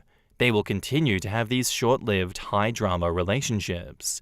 Congratulations on your engagement. Yeah, I'm with the commenters on this one. I understand what you're going through because I myself have been like that in my life. I've stayed, I've been abused, I've allowed things to happen to me because I have sunk cost fallacy, and there's a lot of people that fall into the sunk cost fallacy as well. You can know and you can feel in your gut that what is happening to you is not right, but you stick through it anyway because you're like, there's a higher reason for this. It's gonna pay off in the end, I swear to God it is. I'm gonna hit red on the roulette table and this will all just blow over, but, you know, it's better off that you just leave, OP. It's not your kid. I understand it's hard to walk away from that, but you're setting yourself on fire to keep them warm. People that don't even want the warmth. They spit on the fire that you are starting for them. And now, onto the update, almost 2 months later. Hi everyone. This post definitely blew up more than I was expecting, so I wanted to give a quick update. After this happened, a few things that some of you said to me really stuck with me. I was looking at all of this from the perspective of not wanting to lose access to the children of the bride who I love deeply, but I was not realizing that by allowing their mother to treat me poorly, that I was modeling for their kids how to treat their own loved ones. That really was a light bulb moment for me, and I realized I needed to cut ties. I initially told her that I needed space from her because of the way that she has treated me as a friend, which she did not take well, and I had to block her number and delete her off social media to stop her from berating me with texts. Once I did that, it was insane how much better I felt. I truly didn't realize how much time and energy she took out of me every single day. I feel like a literal weight was lifted from my chest, and I wasn't filled with anxiety about whatever drama she would constantly call and text me about. I had no idea how much she had slowly taken from me across the course of our friendship, quote-unquote. It was like being free of an emotional vampire. However, despite feeling so much better, I still felt that I needed closure regarding the kids, who I do love and miss.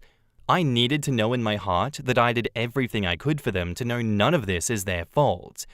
I decided to drop off the presents that I already bought at their front doorstep and left a note letting her know that I was informed that she spoke poorly about me in front of her children during her wedding day, and that I simply cannot accept that disrespect anymore. It was very short and sweet, and I didn't go into much more detail than that.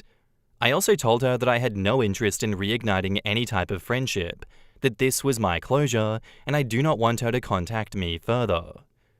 Apparently, she immediately took to social media and began making dozens of posts and TikTok videos denying everything, as well as involving the kids in the videos. So sad. Trash-talking me and calling me a narcissist, which is laughable honestly, and it's her go-to insult for anyone who wrongs her. I had friends send me a few in disbelief, and while I appreciated being informed, I asked them to not send me anymore because I really don't care, and I don't want to give her the satisfaction of knowing that I saw any of them. Honestly, I just feel so bad for the kids, and I feel nothing but pity for their mother. How sad to be 33 years old, and instead of spending time on Christmas morning with your children, you're making TikTok videos to try to upset me, and failing at it at that. Anyway, that's my update. I'm glad to finally put all of this behind me. I really feel like I've closed the chapter of such a chaotic and drama-filled portion of my life. If any of you are dealing with a person like this in your lives, get out. Life is so much better without the minute to drag you down, I promise you. In the comments, Culture Imaginary 8750 says, "When I blocked my narcissist friend, it was amazing how free I felt. Like, I can go get coffee just by myself without having to invite her. I don't have her always coming to my house interrupting date night with my husband. I can hang out with other friends without her guilting me. I wish it had turned out differently, but people are going to make choices. You can't choose for them, and life is too short to spend it around people who drain you." And OP says, "Oh my god, this. I don't have to pretend to go to bed at 7 p.m. so she won't call me 20 times and interrupt my evening. I don't have her whining, 'Why wasn't I invited?' to a friend's birthday party who she's never even met. I'm so glad that you got rid of the negative friend in your life too. No one should cause stress like that." And Guard Most says, "Good for you. Hard and expensive lesson to learn, but you did it. I just hope that her kids have a good support system. How is their dad with them?" And OP says, "Two separate dads. The oldest's dad is basically not involved. He's awful. The youngest dad is a pretty decent dad or stepdad, but he and my ex-friend have a super toxic dynamic that isn't healthy for the kids to be around. To be honest, I doubt this marriage will last. It's her third." Railroad Baron says, "I don't think OP handled this well at all, especially with the parents. She didn't do right by the kids and let them know that it isn't their fault. The ex-friend 100% just rewrapped those packages and said that they were from her and that Auntie OP doesn't love the kids. OP didn't handle this well when she agreed to be the maid of honor to someone who, quote, doesn't really have anyone close in her life that lasts longer than a few years, and she also changes jobs every few months because she is high conflict and causes drama constantly. Bruh. She also says in the comments that the bride and groom have broken up multiple times. Oh man, who could have possibly foreseen all of these issues? Plus, spending $6,000 on someone else's wedding? That is legitimately insane. It can take a long time to learn this lesson. I didn't learn it myself until I was 30 and agreed to be maid of honor to a woman whose original maid of honor suddenly dropped her like a hot potato. She also had almost no girlfriends in general because, as she says so herself, she hates other women. I hope OP has good friends around her that actually do appreciate what a caring person she is. If anything, I hope that OP just, learns her lesson from this and stays away and can recognize red flags in people like this in the future that she will not be a doormat to. I agree with Railroad Baron. I don't think OP handled this well at all. But that's okay. We all make wrong choices. We all make mistakes. We all have accidents. That is life. To err is human. I hope that OP just cops this on the chin and continues to put one foot forward in front of the other and never allows this woman back in her life and is a better person for it. Thank you for the story, OP. Very much appreciated. Good luck. Am I the asshole for ruining my family's New Year's Eve by refusing to join the fun because I didn't want to be the designated driver again? Hey Reddits, I, 26 female, need some serious perspective. I'm starting to think that I might be the asshole, but I still feel like I'm in the right. So every New Year's Eve, my family has a big party at my aunt and uncle's house, and every year, without fail, I end up being the designated driver. Don't get me wrong, I love my family, but it's starting to bug me. It's been like this since I was 19, even before I was legally allowed to drink. I don't drink much, maybe a glass of wine or a beer, but I don't get plastered. I'm fine with driving people home if they need it, but for the past few years, everyone expects me to not drink so I can drive them back. Every year it's the same. Oh, can you drive? You're not drinking anyway. I always say yes because I don't want to let anyone down. Fast forward to this year's New Year's Eve, I told my family ahead of time that I'm not going to be the designated driver anymore. I just wanted to enjoy the night, have a couple of drinks, and not be responsible for getting everyone home. I even told my cousin, who usually gets really sloshed, that I wasn't driving this year, and she was fine with it. When I got to the party, it was the usual chaos. People were drinking, laughing, and having a good time. I was enjoying myself, but around 11, my cousin came over and asked if I was ready to drive everyone home. I reminded her that I'm not driving tonight, I'm here to enjoy the party. She looked at me like I was crazy and said, "Come on, you always drive, don't be a bitch." Which, what the hell? I tried to explain calmly that I wasn't being a bitch, just that I wasn't going to be the chauffeur anymore. Then my aunt overheard and pulled me aside. She lectured me saying, "We all agreed last year that you'd be driving. You know how much we rely on you. Everyone else is too tipsy and Ubering is so unsafe. Just drive this one time, for the family." I felt a ton of pressure, but refused. I told her that I'm not their chauffeur and wasn't going to do it again just because no one else could figure out their own ride. My aunt got upset, saying I was being selfish and that we're family. She said I'm the only one who doesn't get too drunk, so it makes sense for me to help out. I told her that I'd already had 3 beers, so I wasn't even legally supposed to drive myself. That's when I snapped. I told them that it's not my job to be their DD every year just because I'm the only one who doesn't get blackout drunk. They needed to figure out their own rides this time. Then I got up and left. I felt bad walking out, but I didn't want to be a doormat anymore. I spent the rest of New Year's Eve at home, watching Netflix and eating leftover pasta with my boyfriend. My family texted me, calling me dramatic, selfish, and saying that I ruined the night. They said that I was being super sensitive and that everyone was disappointed in me. Everyone's demanding an apology out of me even now. And by the way, I got home perfectly safe by Uber, but anyways, Reddit, am I the asshole? In the comments, when asked why their partner wasn't there, OP says, he's a nurse and had a shift that cut into the party. He could have potentially come, but he was exhausted and wanted to go straight home and take a shower while he waited for me to get back. Another reason that I didn't want to be the designated driver, I didn't want to stay out too late because I wanted to see my boyfriend. Somebody commented that OP should stay away from New Year's Eve for a couple of years to make her family figure out how to get home without them. OP says, I agree, but at the same time I feel like this is tearing a hole between me and my family, and that's the last thing that I want. My sister was on my side after hearing both sides of the story. She lives on the other side of the country and is pissed for my sake. My parents, however, are embarrassed, and I feel bad about that. I'm sorry for the rage bait. My family, parents specifically, were starting to get to me. My mum refuses to speak to me until I send an apology text, and I honestly started to feel a little bit childish. My best friend is obsessed with Reddit, and she thought writing this would be a good idea for me to get advice from someone who isn't biased, like my friends or boyfriend. I didn't realize this was a common thing. I'm a little relieved to know that I'm not alone, but yeah, my family love to get tipsy at things like parties, football games, barbecues, etc. I decided early on that I wouldn't be a big drinker because I always found the behavior disgusting, especially watching how mean my dad could get when he drank too much. Not at first. I'm someone who struggles with a lot of anxiety, and driving caused that for a long time. I pushed off getting my license until I was 18 because of it. They didn't ask me to be a designated driver until I was 19, and at first, I felt kinda cool because I was being the responsible adult and helping people that I loved out.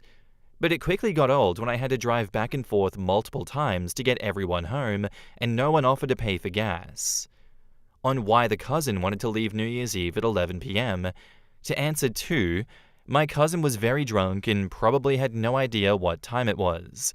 She just came up to me and started rambling, and then said that. My aunt overheard us, and she was a little more sober, so she pulled me aside and told me that I couldn't just say no when everyone was already drunk. People planned on staying longer and expected me to do the same.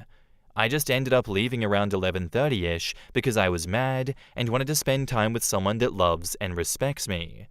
As for 3, my family knows how to pressure me into doing things.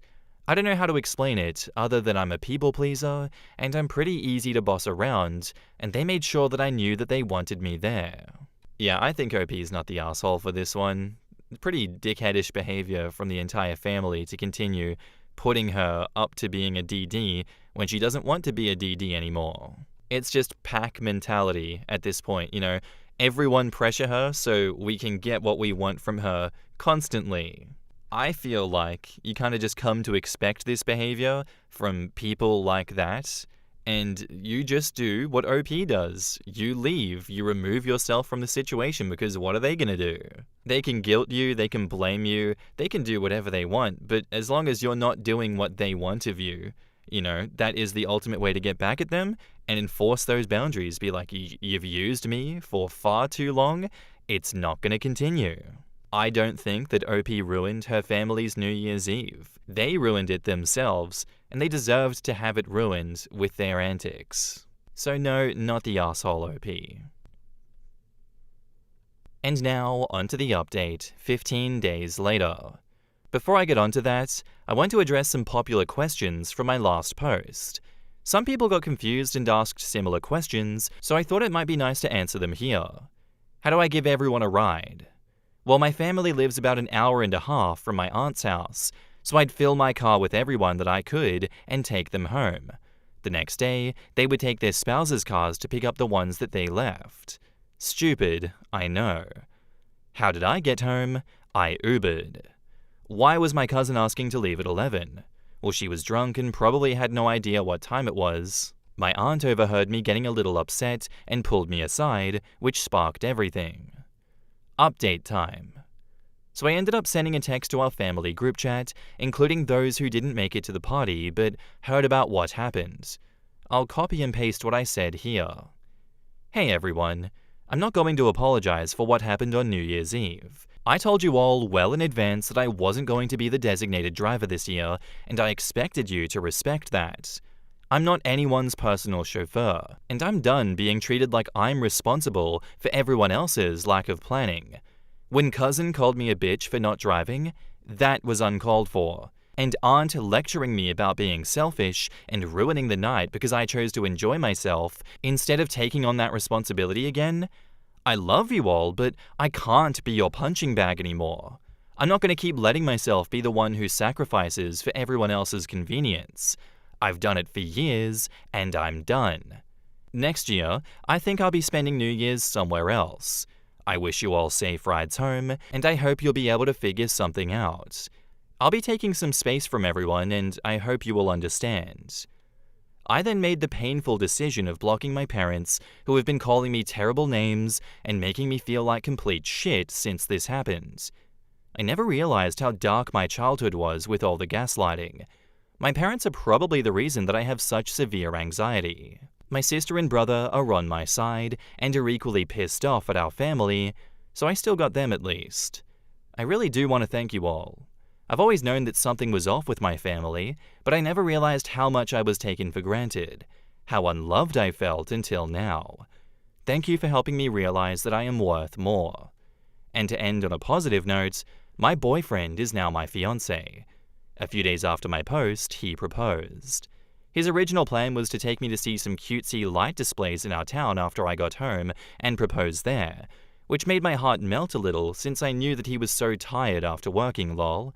But when he saw me walk in crying, he read the room and switched things up. When I was feeling better, he took me to dinner and proposed there. I have no idea how the wedding will go or if my parents will be there, but I'm excited to spend it with the people who love and appreciate me. In the comments, Tiny Miracle Coco says, "Congrats on your engagement and standing up for yourself. Family drama can be tough, but it's important to prioritize your own well-being. Here's to a happy and drama-free New Year's Eve next year." Well, put and don't put up with it anymore, OP, from family or anyone. You deserve better. Yeah, they're all adults, and they can be responsible for their own transportation. And OP, let your parents know that they are no longer invited to your wedding until further notice. You don't want to hear from them because their behavior was atrocious, and you will no longer tolerate any disrespect. One of the best updates of the week, to be honest. That text to the family group is awesome. Clear, respectful setting of boundaries. Clear, respectful communication of how you felt. Expressing love to the same people you're setting limits with. An absolute masterclass. Any reasonable person could only respond with acknowledgement and an apology. Congratulations on your engagement. Communicate like this in your marriage, and you guys will be off to a stellar, happy life together. And OP says, "My fiancé helped me write it." We both say thank you. Not the asshole. Good for you. Standing up for yourself will get easier. Just remember, we get treated how we let people treat us. You got tired of letting them take advantage of you, and you put a stop to it. Once again, good for you. Family or not, nobody gets to treat you how you don't want to be treated. Couldn't agree more personally, and I love stories like this with updates like this because those messages are just such great examples of how we need to approach these situations. If you're to respond in a more emotional and reactionary way, you're going to get an emotional and reactionary reaction from those that you're trying to be on steady ground with. This definitely was not a situation where it's like, you need to cut them all off, they're not good for you. Like, they can be good for you, and they can still take advantage of you, and that is why we set reasonable boundaries with people like that. This is not the kind of situation where we cut people out of our lives. You know, we just make sure they know where we stand with them. And that's good, and I'm glad that OP did that, and all the best with her and her engagement. Sounds like a lovely future with her and her fiancé is coming. As bleak as this situation started out, I do think this is a great way for them to start their engagement together. To me, it shows how solid of a relationship they have together and how much they respect each other and how much they're willing to go to bat for each other. Thank you for the story, OP. All the best. Our next post is by user Madison Brave, titled, "My Female 49, Cousin Female 23 asked my daughter, female 16, to perform at her wedding reception, but became bitter upon seeing the positive reception to her act. She has since posted about her online, and my daughter is considering quitting. I hope this is okay to share here. The reason I'm posting is because of my daughter, who's been hurting in the aftermath of a recent performance. I'm sorry in advance for how long this turned out, but any advice from fellow aerialists would be greatly appreciated. My cousin Dana, not her real name, had her wedding 2 weeks ago, and she asked if my daughter could perform at her reception. My daughter Jane, also fake name, has practiced silks and lycra for the past few years at a nearby circus studio, and she's also performed with and through the studio at small gigs. She hopes to continue into adulthood and become a professional teacher, but this recent incident has shaken her confidence. She has a private Instagram to document her progress and performances, and I only post certain performances on my Facebook. Her first gig with the studio, and her first recital, to name a few that we're proud of. Some of our relatives saw her performances through my socials, and they watched her perform at her studio's Christmas recital when we hosted Christmas at our home a few years back, something that surprised her when they visited early to see her.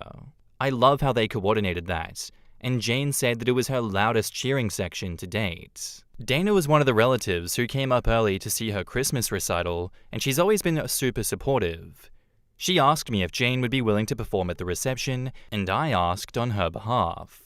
Jane was honored and excited when I did, and we already had a portable rig for her too, though we ended up renting a taller one from her studio. Dana got the idea from a YouTube video featuring an aerialist who performed at a wedding reception, and she showed us while requesting white silks and a white outfit. We scoped out the venue and purchased white silks along with a white costume that Dana approved of, and Jane was really excited throughout. Jane even worked on choreography to a song that Dana requested, and she put a lot of time into it, even asking one of her coaches to help her with it. Dana insisted on paying her for the gig despite Jane not expecting to be paid, and she paid her a few hundred. However, Dana has had a change of heart. Jane received a standing ovation after her performance that surprised her, but we didn't know anything was wrong until Dana went on Facebook a few days later. Dana said that she didn't approve of the outfit that Jane wore, and that she specifically told her not to wear white. She also said my husband and I pressured her to have Jane perform, and that the performance gave off an unclassy vibe. Lies that my husband and I couldn't believe.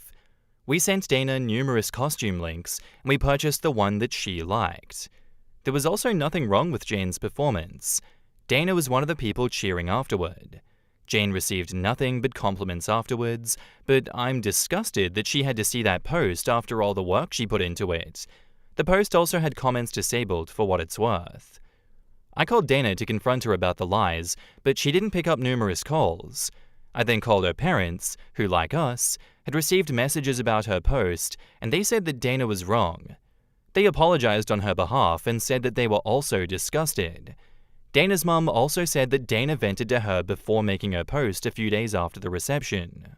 Dana told her that she regretted asking Jane to perform given the attention that she received for it, compliments and cheers. Her mum also said that she felt upstaged with Jane wearing white and having to hear how good she was. Dana's parents tried to call her after she made her post, but she didn't answer after their previous conversation ended with her parents telling her that she shouldn't be bitter because she specifically asked Jane to perform. Dana's parents reported the post along with us and others, and we've told the truth to those who reached out along with a post to explain our side and stand up for Jane. We have text proof of sending costume links that Dana chose from. Dana's parents also requested to talk to Jane on the phone to apologize for Dana's behavior, and my husband and I told Jane that Dana was wrong, and that we'll be distancing ourselves from Dana permanently. Dana's parents were surprised at her behavior, and we were too, having seen her grow up. Granted, we only see extended family for Thanksgiving and Christmas because we live far, but other relatives were surprised too, as it seemed to come from left field. Maybe there's a side of Dana that we'll never know from our limited holiday and milestone interactions, but our focus is Jane. We've tried to cheer Jane up by offering to take her to dinner, among other activities, but she's been hurting, which is why I'm here. Jane hasn't practiced at home or the studio since the reception, and I don't want to invade her space at her studio by asking or telling anyone there, in case she doesn't want anyone to know. She asked me to return the white silks and costume after being so excited to receive them. She also said she's going to take an extended break from Ariel to reconsider if she wants to continue. Aside from Ariel, she's taken a break from seeing non-Ariel friends too, choosing to pretty much keep to herself. We would appreciate any advice from fellow Arielists on how to lift her spirits. We remind her of how we're proud of her, along with the many compliments that she received, but she's asked for space and to not talk about it. We're going to respect that and let time do its thing, but we'll consider any advice from other Arielists who can relate to the time and work that she put in. Sorry for this being so long, but we appreciate anyone who read and takes the time to reply. In the comments, Pam Van Dam says, "A grown-ass woman being jealous of a 16-year-old? I'm sorry that Jane and OP have to go through this. I really hope this doesn't stop Jane continuing to learn, perform, and fulfill her dream of teaching one day. 16 is a rough age, and this will no doubt have rattled her. Hopefully by doing what you're doing, OP, she will come back around once she has had some time to feel the feelings and process. For now, all you can do is be there for her and let her know that she's done nothing wrong. This is entirely the cousin's issue and has no reflection on who Jane is as a person or as a performer. Dana is toxic AF, and I'm sorry that you guys have such a selfish idiot in your family. Good luck, OP. Fingers crossed that Jane will be flying high and have forgotten Dana's nonsense in the near future. Stay strong." Exactly my thoughts. Unfortunately, when someone is very good at their art and also kind, there will be people who want to punish them for it. I would try to explain to her that this is a part of life, but nobody has any right to dictate her destiny, and she should keep going. Don't let a shitty person win by giving up, because this is what they wanted all along. Best revenge is to live well and succeed despite their horrible behavior. If I would have listened to all the naysayers, including my own mum, I would have been miserable. But I'm too stubborn to listen to small people. Reassure Jane that she did nothing wrong, and use this as an example of how people can be shitty and jealous, and we are not responsible for the feelings of others. This is an important life lesson for anyone, and she'll benefit from internalizing it now, especially if she moves forward with a performing career. I feel like everyone here except Dana has done everything right, which you don't see too often in these stories. Usually a few people do a few wrong things, but everyone's reactions and everyone's responses have been very normal. Dana just decided that she was going to tear down a 16-year-old for upstaging her at her own wedding, which she specifically asked for. Honestly, good on OP for distancing that entire family from Dana permanently. What psychotic, unhinged, and frankly dangerous behavior to OP's daughter. Jane deserves so much better. Dana does not deserve anything to do with Jane anymore if Jane doesn't want to be a part of her life. And it really sucks that this could be the nail in the coffin for Jane's, pursuit into aerial acrobatics. Jane did nothing wrong. Jane did everything that was asked of her, and she still loses. What a vile human being Dana is. Thank you, OP, for standing up for your daughter. Keep reminding Jane of how proud you are of her, and, keep doing everything you can to be there for her. I would cut Dana out permanently too. What a disgusting human being. And now onto the first update, 2 weeks later. Before I get into what's happened since my last post, I want to thank everyone who took the time to comment. 2 pieces of advice really stood out, and I'll get to them shortly. Since my original post, Dana's Facebook post is gone. I don't know if she deleted it, or enough people reported it for Facebook to remove it, but we are glad that it's gone. She never apologized to us or Jane, or even bothered to call, so our position on being permanently done with Dana stands. My husband and I made a post on my Facebook addressing the lies that she spewed about our daughter, and we shared photo proof of Dana's texts, where she approved of Jane's white costume from links we sent. Not to mention the song choice she sent us too. Better yet, Dana's mother reposted it on her account, which really surprised me. Dana's mother wrote that they loved Jane's act and that they disapproved of Dana's actions. My husband and I also made sure that Jane was okay with us addressing it on Facebook, and she said that it was fine. Normally, I wouldn't use Facebook to address drama if it was aimed at me, but since this involves a grown adult attacking a minor, we felt the need to address it publicly because she disparaged her publicly, and Jane will remember whether we stood up for her or not years from now. I had a chance to speak with Dana's mother since my original post on the phone, and she spoke to Dana again since our last call.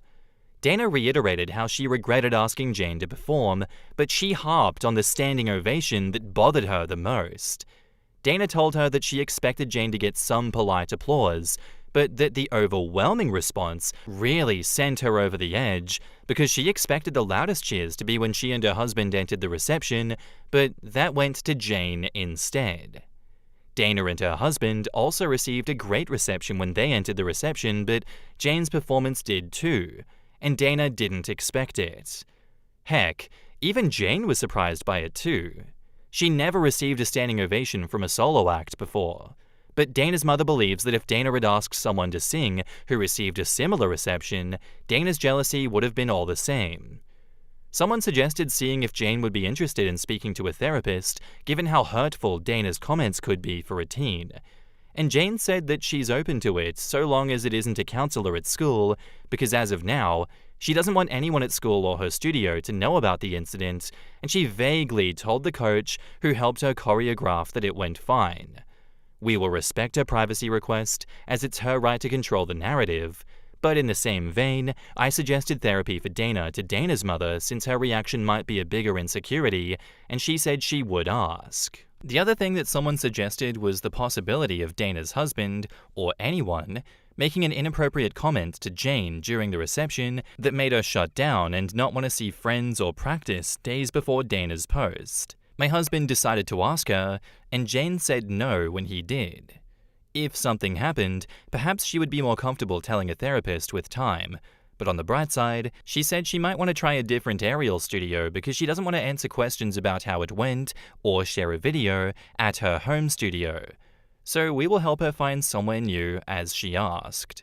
We hope she doesn't permanently leave her current studio because she has friends and coaches who are supportive, and she performs with that studio's troupe at festivals and gigs. But I personally understand the need to sometimes go somewhere where nobody knows you for a break, and we hope that that will help her. She hasn't said definitively yet, but if she does, we'll take her. She still wants an extended break from aerial in the meantime, but even if and when she goes back, she said she may never want to perform again and would rather do it leisurely, one of the reasons that she doesn't want to return to her home studio where she's a part of their troupe. She asked if we would tell her troupe coach that she won't perform with them anymore if it comes to it, and if that's what she wants down the road, then we will. Hopefully time heals this wound and helps her at least keep the friends that she has there, but we can only hope. And now, onto the second update, 1 month later. This is going to be the last time that I update, and I want to thank everyone who gave advice. In my last post, I mentioned that Jane said that she would be open to talking to a professional so long as it wasn't anyone from her school, and we agreed to accommodate her. However, she changed her mind shortly after and said that she wanted to talk to her coach instead, whom she had been brushing off since the reception and being vague about how it went. She and her coach put a lot of time into choreographing the act for Dana, and she didn't even charge her for the sessions to do so. Her coach is also a part of her Circus Studios performing troupe, and she's always been supportive and understanding. We supported her decision to talk with her coach, and they did in person. It was after they spoke that Jane spoke to me, following her coach's suggestion to do so. And I'm going to be somewhat vague about certain details of our discussion. She also asked to speak to me first before we'd talk to my husband afterward, and that's what we did. Jane opened up about how Dana sent a private message to her Instagram the day after the reception, but to her personal Instagram and not the private circus one. Dana's private message was just as bitter as her Facebook posts, but much more hurtful. Dana called Jane derogatory sexual terms in her message, and I can't express how angry my husband and I still are. Jane said that she was surprised upon receiving the message. Dana was always supportive of her craft, and she gave her a standing ovation along with her husband. Looking back, Dana probably did that because everyone else was doing so. But Dana also wrote that she only received the ovation because they were family who were biased and couldn't tell the difference between a good and bad aerialist. Jane blocked Dana long before we spoke, and she said that she was hurt because Dana was one of the relatives who came up for Christmas early when he hosted some years back to attend her studio's Christmas recital, which surprised her, and we all went out for dinner afterwards too. My husband and I tried our best to remind her that Dana's reaction was a reflection of her insecurities rather than anything that Jane did.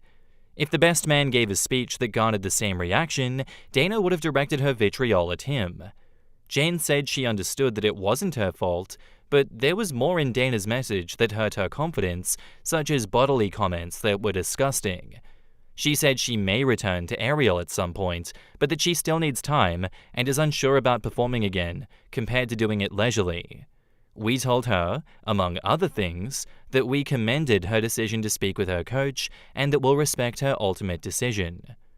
Jane also said that she didn't tell us immediately because she wasn't sure if she wanted further drama with Dana if we told her parents about the message. However, after some time, she said she actually wanted us to tell them because she felt that Dana deserved repercussions for it. She said she was surprised that Dana's parents called her out publicly on Facebook without knowing about the message, so that made her feel comfortable with us telling them. Jane also saved a screenshot of Dana's message, and while we agreed to tell her parents, we suggested that she would delete it afterwards because it's not good to carry around hurtful things. She's also still open to speaking to a professional about the other stuff in Dana's message that is more hurtful, so long as it's no one from her school.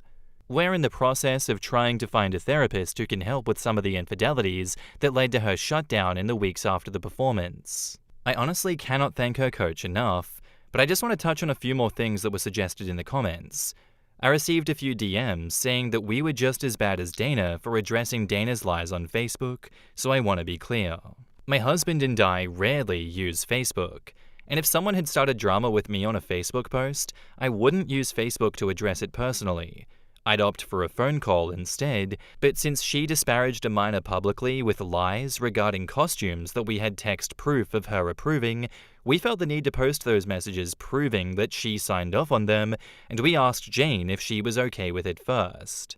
The other thing that a few people asked was whether her costume was potentially inappropriate. The costume that we purchased came from a website that many professional circus performers use, including some who used to be in Cirque du Soleil and tag the shop while wearing it on their socials. And we purchased other costumes from there in the past. Heck, some of their costumes have been used in wedding gigs by hired circus performers too. Jane's costume also received many compliments, but we're glad that Jane realizes that she isn't responsible for Dana's insecurities. This was also Jane's first negative experience in her young performing career. Despite knowing Dana is entirely at fault, her words still hurt as they were close before this. Jane has kept in contact with her coach since, and she's even considering a different apparatus to take her mind off of Silk's that is temporarily tainted. We hope that time and therapy will help her with whatever she chooses, but her coach has also floated the idea of organizing a hangout with her troupe completely outside of Ariel, like a zipline and rope course day to get her mind off of it while seeing her friends, and she said that she would be open to it. Dana's parents also sent Shari's berries for Jane, which was really sweet, and Jane sent them a text to thank them too. Regarding Dana's parents, I discussed the private message with Dana's mother, and she was even more disgusted than before. She said that she and her husband would deal with it, and there would be permanent changes to their relationship with Dana until she apologizes, and then some. She also apologized to us on her behalf, and said that she didn't raise her to be like that. But for what it's worth, even before we mentioned Dana's message, she told me that Dana's husband wasn't thrilled with her Facebook post among other things that Dana complained about regarding the wedding, things that I had no clue about. She also said that she's not sure if they'll be together much longer due to other things going on too, but I'll keep this to Jane only and hope that she comes back to Ariel someday, or even a different apparatus if she chooses. And now, onto the new update, 1 month later. I didn't plan on making another post, but something incredible happened after my last post, and I couldn't resist. Sometime after making Dana's mother aware of Dana's private Instagram message to Jane, Dana's husband reached out to us on Facebook asking if we could have a call, and it was the first time that I'd heard from him since the reception. After arranging a call, he said that he heard about the effect that Dana's Facebook post and Instagram message had on Jane, and that he felt terrible about her considering quitting. He said he disapproved of Dana's behavior regarding Jane, among other things post-wedding that led to him pursuing a divorce. However, upon talking to his father about how Dana's behavior potentially ruined her passion, his parents were equally disgusted and wanted to do something, and that led to him reaching out. He said he felt bad about Jane alienating herself from studio and performing troupe friends as a result of Dana's behavior, and that gave way to an idea. He wanted to ask if Jane would be comfortable performing at a fundraising dinner alongside her troupe if he hired them through the studio so that something good could come from Dana's mess, and he figured that performing alongside her friends would make her more comfortable. He also said that Dana's original Facebook post had become a talking point to many of his friends and relatives who attended the reception and felt bad about Dana disparaging her. My husband and I even received a few Facebook messages expressing support for Jane after Dana's post, but he wanted to do something more. He talked to his father about booking a restaurant and catering space for a fundraiser banquet that would support her circus studio and performers, and the money would go to the studio and a local charity. However, he also wants to give a college donation to the performers and allow attendees to donate to the performers' college funds, as many of them are Jane's age. He said he partly got the idea from relatives who wanted to express support for Jane outside of a Facebook message to us, and some even asked if Jane's performance would be uploaded, which wasn't for various reasons. Dana's bitterness, and him not wanting to post a bad memory for Jane. He said that the event would only happen if Jane was comfortable because he wanted to encourage her to perform again with her aerial friends, and it wouldn't happen immediately as he's trying to work on a divorce. She and her troupe would have time to choreograph, and the banquet would support the local youth in the community, along with a charity for a good cause. I told him that I would ask and get back to him, and when I relayed everything to Jane, she was excited about the idea of performing with her friends, which made me happy to see her open to it. When I told him her reply, he was happy that something good would come from Dana's mess. He also reckoned that members of his extended family and friends would come because many were upset on Jane's behalf, and we are going to invite our family as well. He asked for our help in booking the studio's troupe, and we told Jane's coach, who has been helpful and been in touch with him too. I'll try to make no more than one more update after the event, but I wanted to share this because it came out of nowhere and seems to have reignited Jane's passion. I can't thank him and his father enough.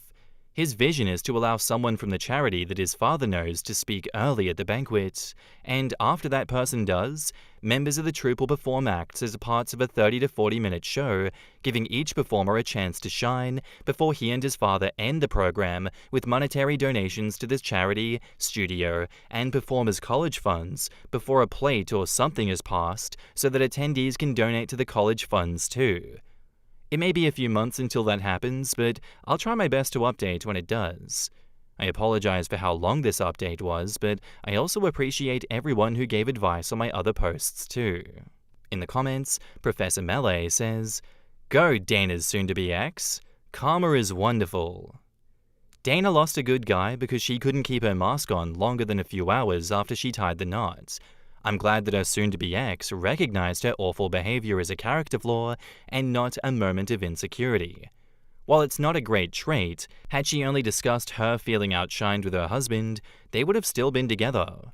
I wouldn't want to spend the rest of my life with a person so bitter and petty to very publicly lie about an innocent child who was only doing a favor that was asked of them. I think the charity event is a little bit of damage control with his own family, since of course Dana's behavior tainted him. People were even assuming that he had been a creep to a teen, but now they can all have a nice "We Escaped Dana" party together with circus entertainment. If all divorces were so festive. I wonder why he couldn't get an annulment. Some states and countries require proof as to why the marriage wasn't valid, even if it was very recent. Depending on the place, they may not qualify, or he may not have been able to get that level of proof. Another possibility is that it may require two consenting parties for an annulment, and his talk about the divorce seems to indicate he's aware she's going to make things difficult on purpose, so I doubt she would consent to an annulment, making things simpler. Blending two families is always challenging, but it's nice to see everyone united in the belief that Dana sucks. It's great to hear that Dana's husband realizes what a complete piece of crap she was. Same with her parents. It takes a pretty sick adult to attack a teenager like that, and do so publicly. What I find amazing is that Dana was this petty and small-minded, and nobody seemed to realize it before this point. It just seems weird to me. Definitely thought this too, until I remembered that A, nutjobs can be good at masking, and B, weddings bring out the absolute insanity in even relatively sane people. Exhibit A, every post about a spouse going nutso after locking down, quote-unquote, their significant other. Exhibit B, see every Reddit wedding post. You know what, and I say better late than never in this case, because best to have them unmask and show their ass than to never have it come out at all, and you're stuck married to a psycho, and you don't even realize how bad it is because they're so good at hiding it. It's so good as well that he got ahead of the, accusations against him here in this instance, because that would have been even more of a stain on his reputation that he does not need. Thank you, OP, for sharing the story with us. I look forward to that update in the future and seeing how everything goes. But for now, thank you for standing up for your child every step of the way. I stand on business that Dana is filth and continues to be filth and will always be filth. And that is all I have to say. My boyfriend threatened to break up over Miss Dior, and now won't talk to me because I laughed. Hi guys, my boyfriend, 24 male, and me, 22 female, have been together for almost 2 years now. Aside from some small bumps in the road, we've been in a very good place throughout the whole relationship. However, last night, things escalated over, in my opinion, something super dumb. But he thinks differently of that, and now stopped talking to me. It started when we were on the bed, he was gaming and I was on my laptop looking to order a new perfume. Since I stopped my job to focus on studying, I don't have as much income, so I decided to not get the expensive perfume that I usually go for, Miss Dior. I thought that it would be better to find a body spray with a resembling scent. As he was looking over my shoulder, he asked me what I was doing, so I explained. He then reacted, saying that I wore Miss Dior in our first period of dating, and that it's my smell, and how it was one of the things that attracted him to me. I must admit that this made me a bit annoyed because I'd rather get that perfume too, but it's just not responsible to do so right now. He started rambling on how I care more about saving money than I care about him. I said that's not true, but he then kept saying his hypersensitivity issues can't deal with adjusting to a new scent. I said I'd find a scent similar to my old one, but he wasn't content.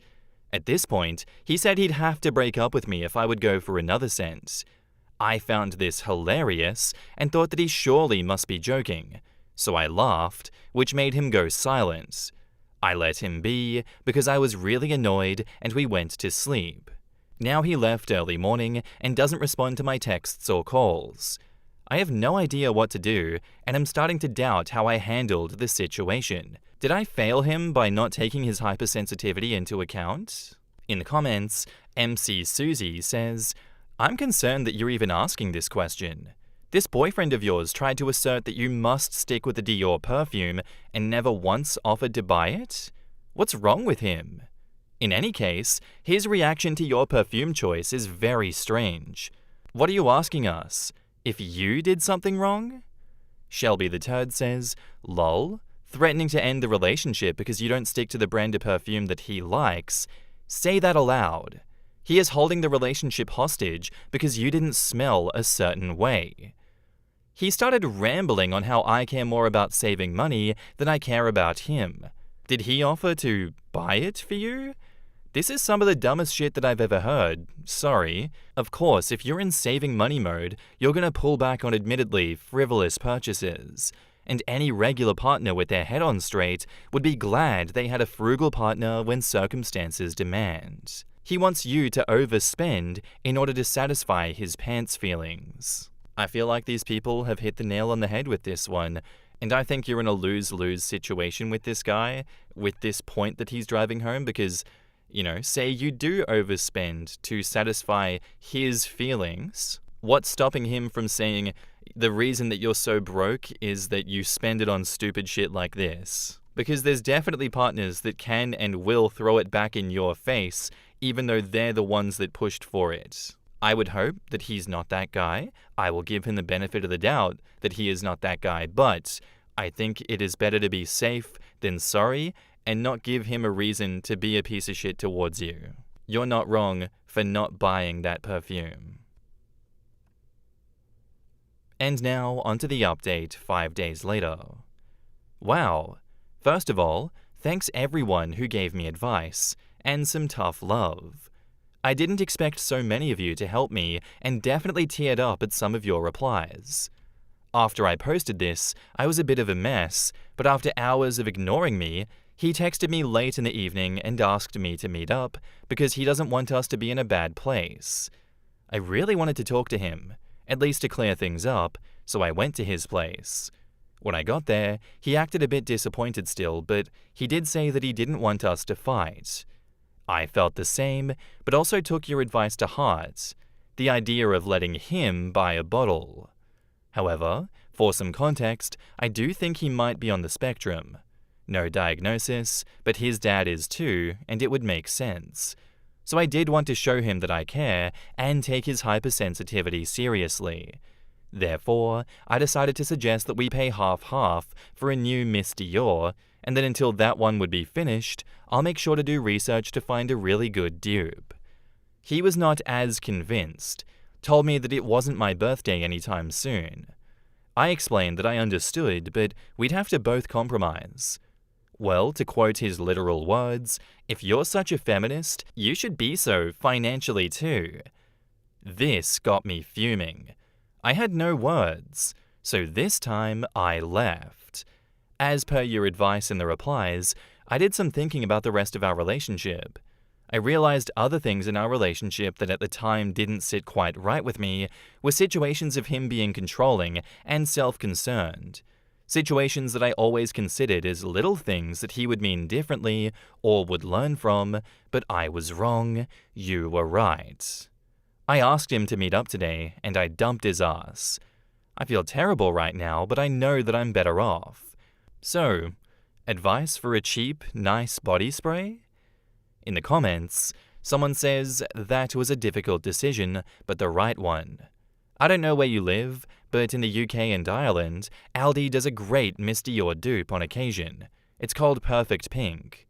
And OP replies, we do have an Aldi here, so I'm going to check it out. Thank you. Another commenter says, good for you. He sounded unreasonable. I would have said that he should pay the difference between the perfume that you would have bought and the perfume that he wanted you to buy, but his comments are so out of line, it's not even worth thinking about anymore.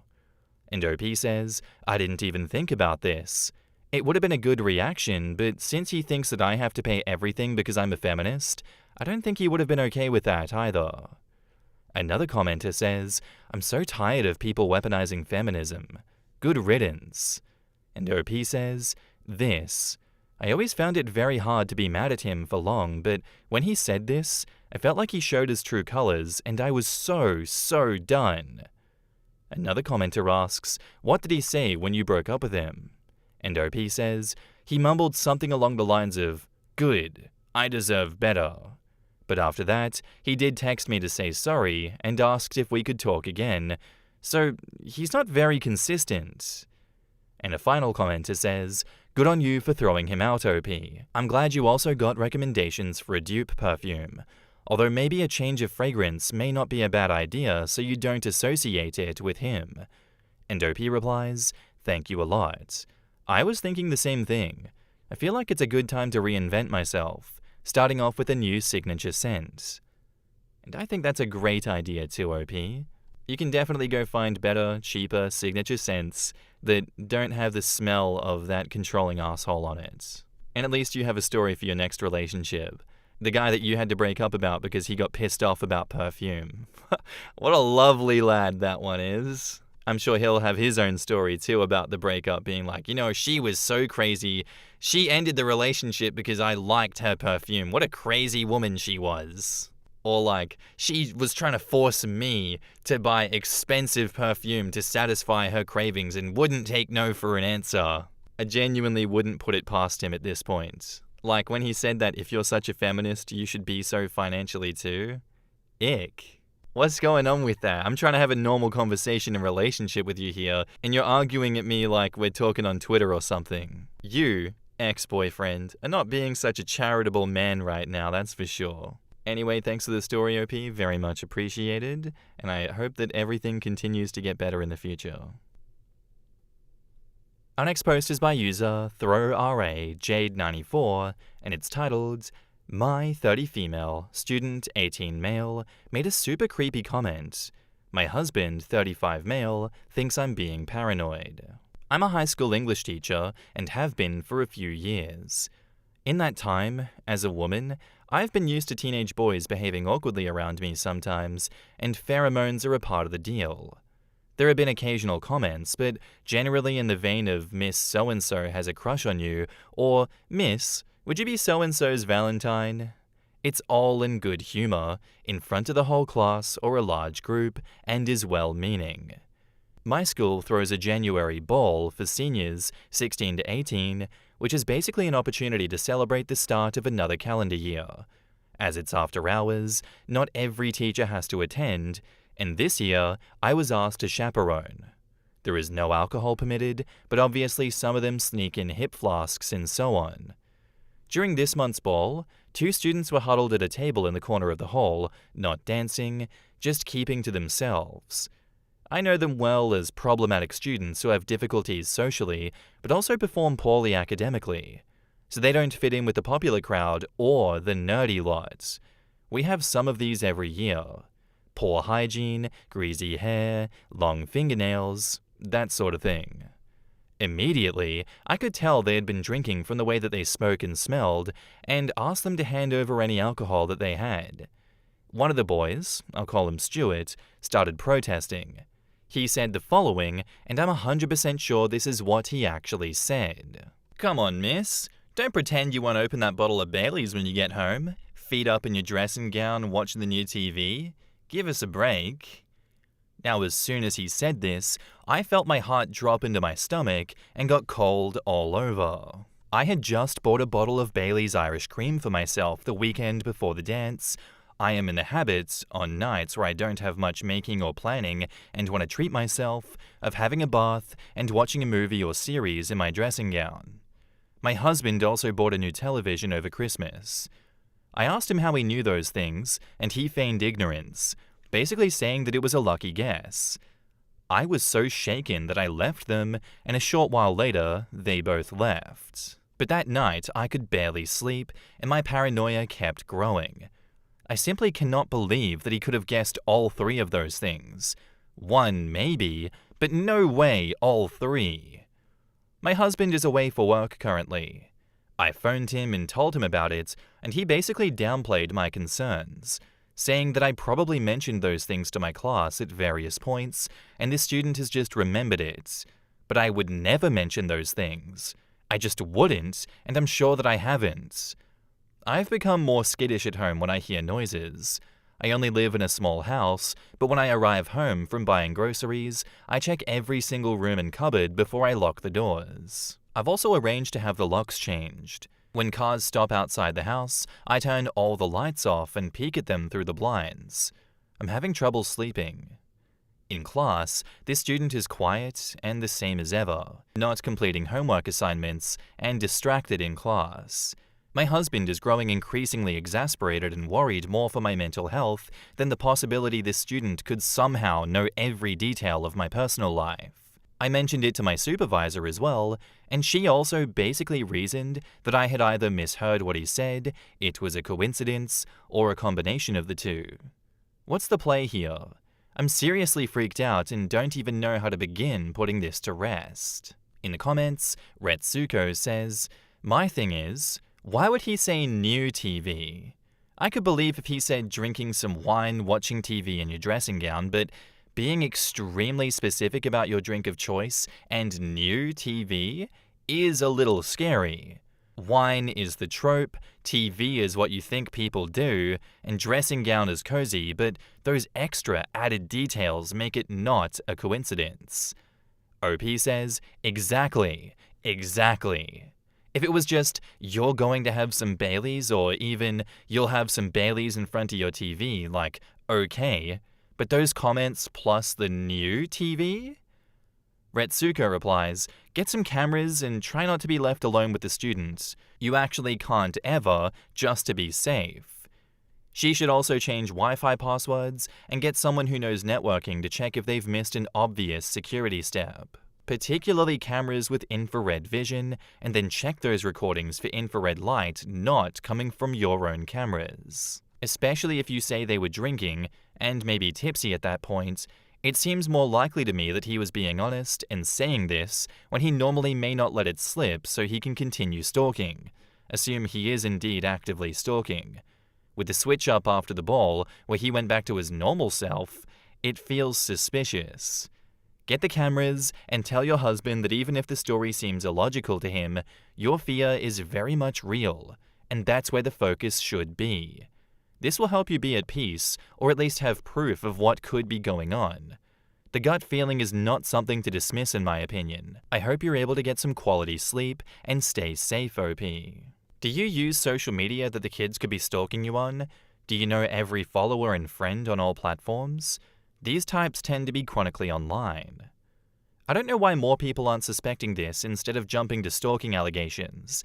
So much more likely this kid saw something on social media, knows someone who did, or overheard a staff room in Schoolgate's comment like, can't wait to get home, put my dressing gown on and pour myself a Baileys, etc. I know. Like, people are literally telling her to move house without even considering the fact that they might have just overheard a comment or read something on social media. Rumors circulate really quickly in school. Even dumb, boring ones like Miss X just said that she can't wait to have a Bailey in the dressing gown and enjoy the new TV. Kids are weird, let me tell ya. They would find that hilarious and it would spread amongst them. It might even turn into a recurrent joke that you only discover the meaning of 6 months later. Many of them don't really have boundaries, especially one of them with SEN. They just repeat things they hear from others and don't think about how that will be interpreted. Like if you break a bone, you can be guaranteed the whole school will know before you even set foot in the classroom. As a teacher, the first thing you should be taught is that kids are listening to absolutely every word you say, and then they talk about it amongst themselves. OP should be considering this if she's actually a real teacher.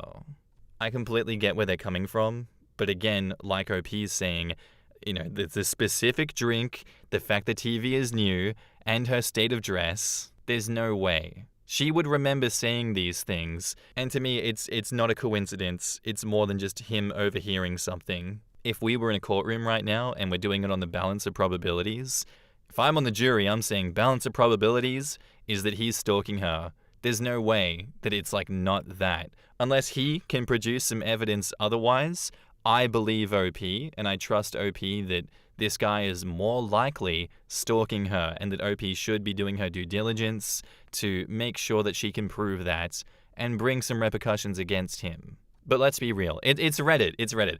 The real story is going to be that OP's husband is having an affair with the kid's mom, and that's how the kid found out about what's going on in OP's home. OP's husband is definitely cheating. He's the problem here, guys. Let's think about it logically for a second. And now, onto the update, 5 days later. So I wasn't expecting this post to receive so much attention. I'm really grateful to so many people who have validated my concerns and helped me to develop a plan of action. I got home a little while ago and am going out shortly with a friend to try to rule out Bluetooth and Wi-Fi devices with my neighbors. After that, the two of us will try and conduct a meticulous search of the house for any concealed devices, using the lights out phone camera trick that some people recommended and some other tips that I've found online. Just to clarify a couple of points that I've seen raised a few times, the dressing gown is a really common term here in England for what Americans might call a robe. It's absolutely common parlance. Here, most people I know would associate a robe with something a wizard might wear. In terms of it being a lucky guess, if he had just said relax with a glass of wine, I might have assumed so. But the dressing gown comment, plus the Bailey's comment when I had just bought a bottle, and the explicit mention of a new television which I'm 100% certain I did not misinterpret, these things make it so much harder to write off as a coincidence. And as far as social media goes, I have Instagram, which is set to private under my maiden name, and my profile picture is not of me. I am not in the habit of connecting with former students. I only have 3 who have all gone on to study English at university and have used me as references. I also have a Snapchat, which I only use with my husband and very close friends. I have posted nothing about my new television, and I also don't think that I've mentioned this to colleagues, let alone students. Certainly, I said nothing about the Baileys that I just bought.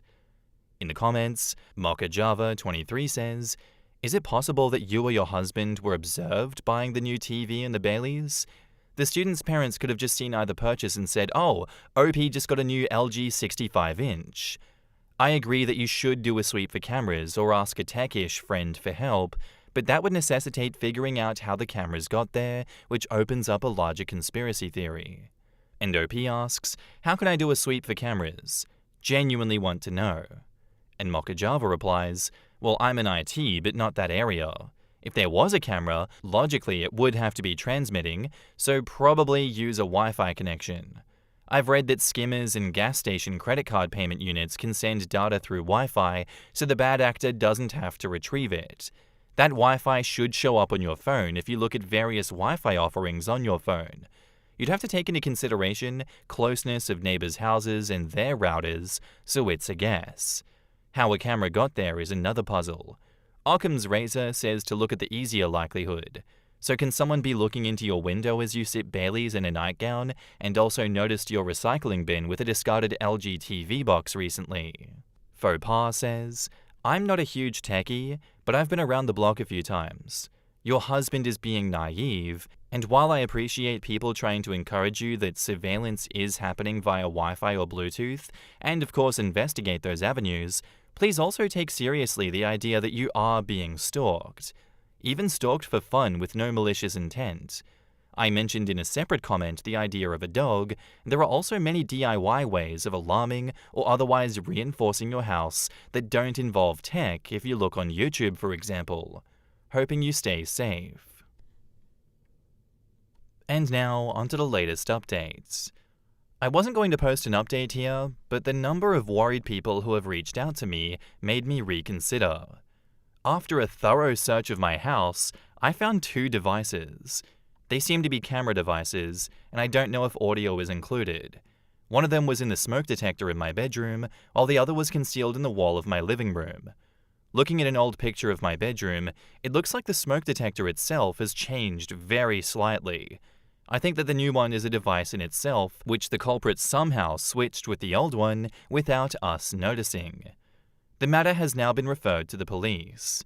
If it wasn't for so many of you taking me seriously and giving me practical advice, I wouldn't have had the courage to check, especially given my husband downplaying the concerns.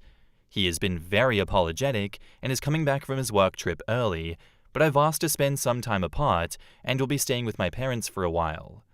I'm glad I raised the issue with the head at my school and a couple of others, as there's a paper trail, which was another suggestion from the thread.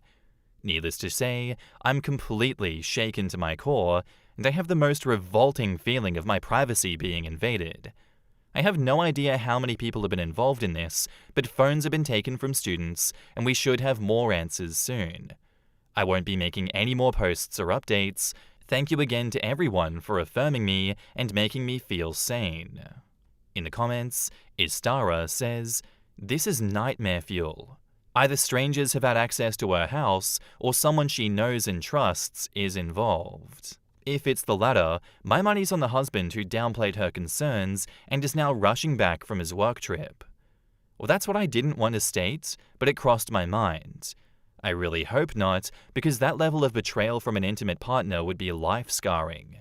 It's not like whole communities can't get involved in objectifying women, or even go as far as actively assaulting them.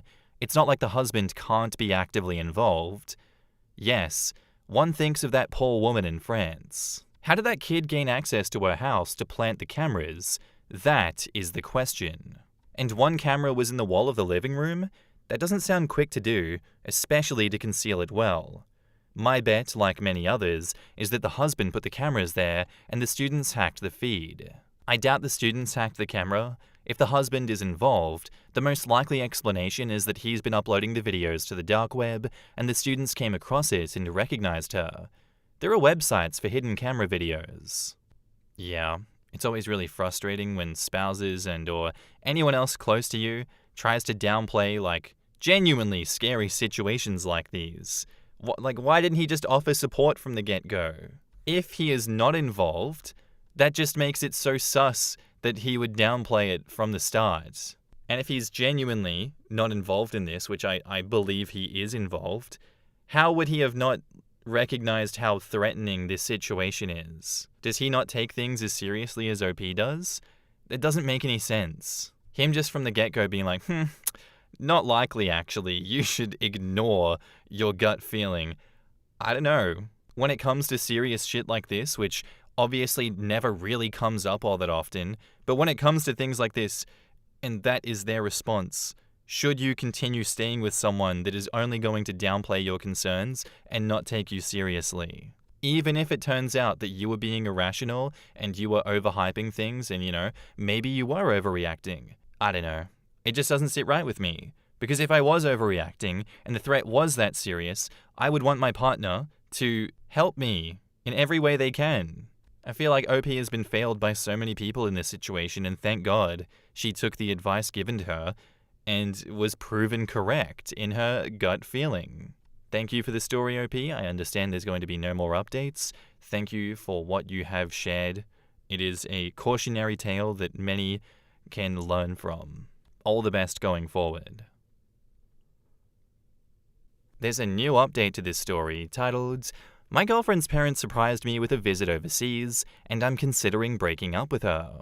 I'm 27 male, and my girlfriend is 33 female. Although our relationship started out very intense and unpredictable, we quickly developed strong feelings and have been together for 3 years. Despite being together that long, I just met my girlfriend's parents for the first time a few weeks ago. She's an only child and said that she didn't want to introduce anyone that she dated to her parents unless she knew this was the person she wanted to marry. Her parents also live abroad, and due to COVID and her dad's health problems, they didn't visit her for a while. She usually went to visit them.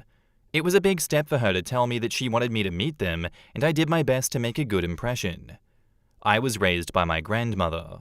When she passed, my older sister took over caring for me. My girlfriend has had a stable upbringing. Her parents are wealthy, and she's led a privileged life. We don't have the same life experiences, and it was never a problem until I met her parents. If anything, for some reason, the differences between us added to our relationship in ways. Unfortunately, I got the impression that her parents were scrutinizing every aspect of my life over the dinner that we had on our first meeting, and this included my family. I stayed true to myself and maintained my confidence, but left the interaction feeling like I bombed a test. My girlfriend reassured me that they liked me. But her mood over the few days suggested otherwise. I called her out on it and pressed her for an explanation. I learned she's been upset because of a fight she had with her mother following the dinner. Her mother thinks that I'm just having fun with her daughter, that I will get bored and leave her, and that she's too old to be wasting time with me.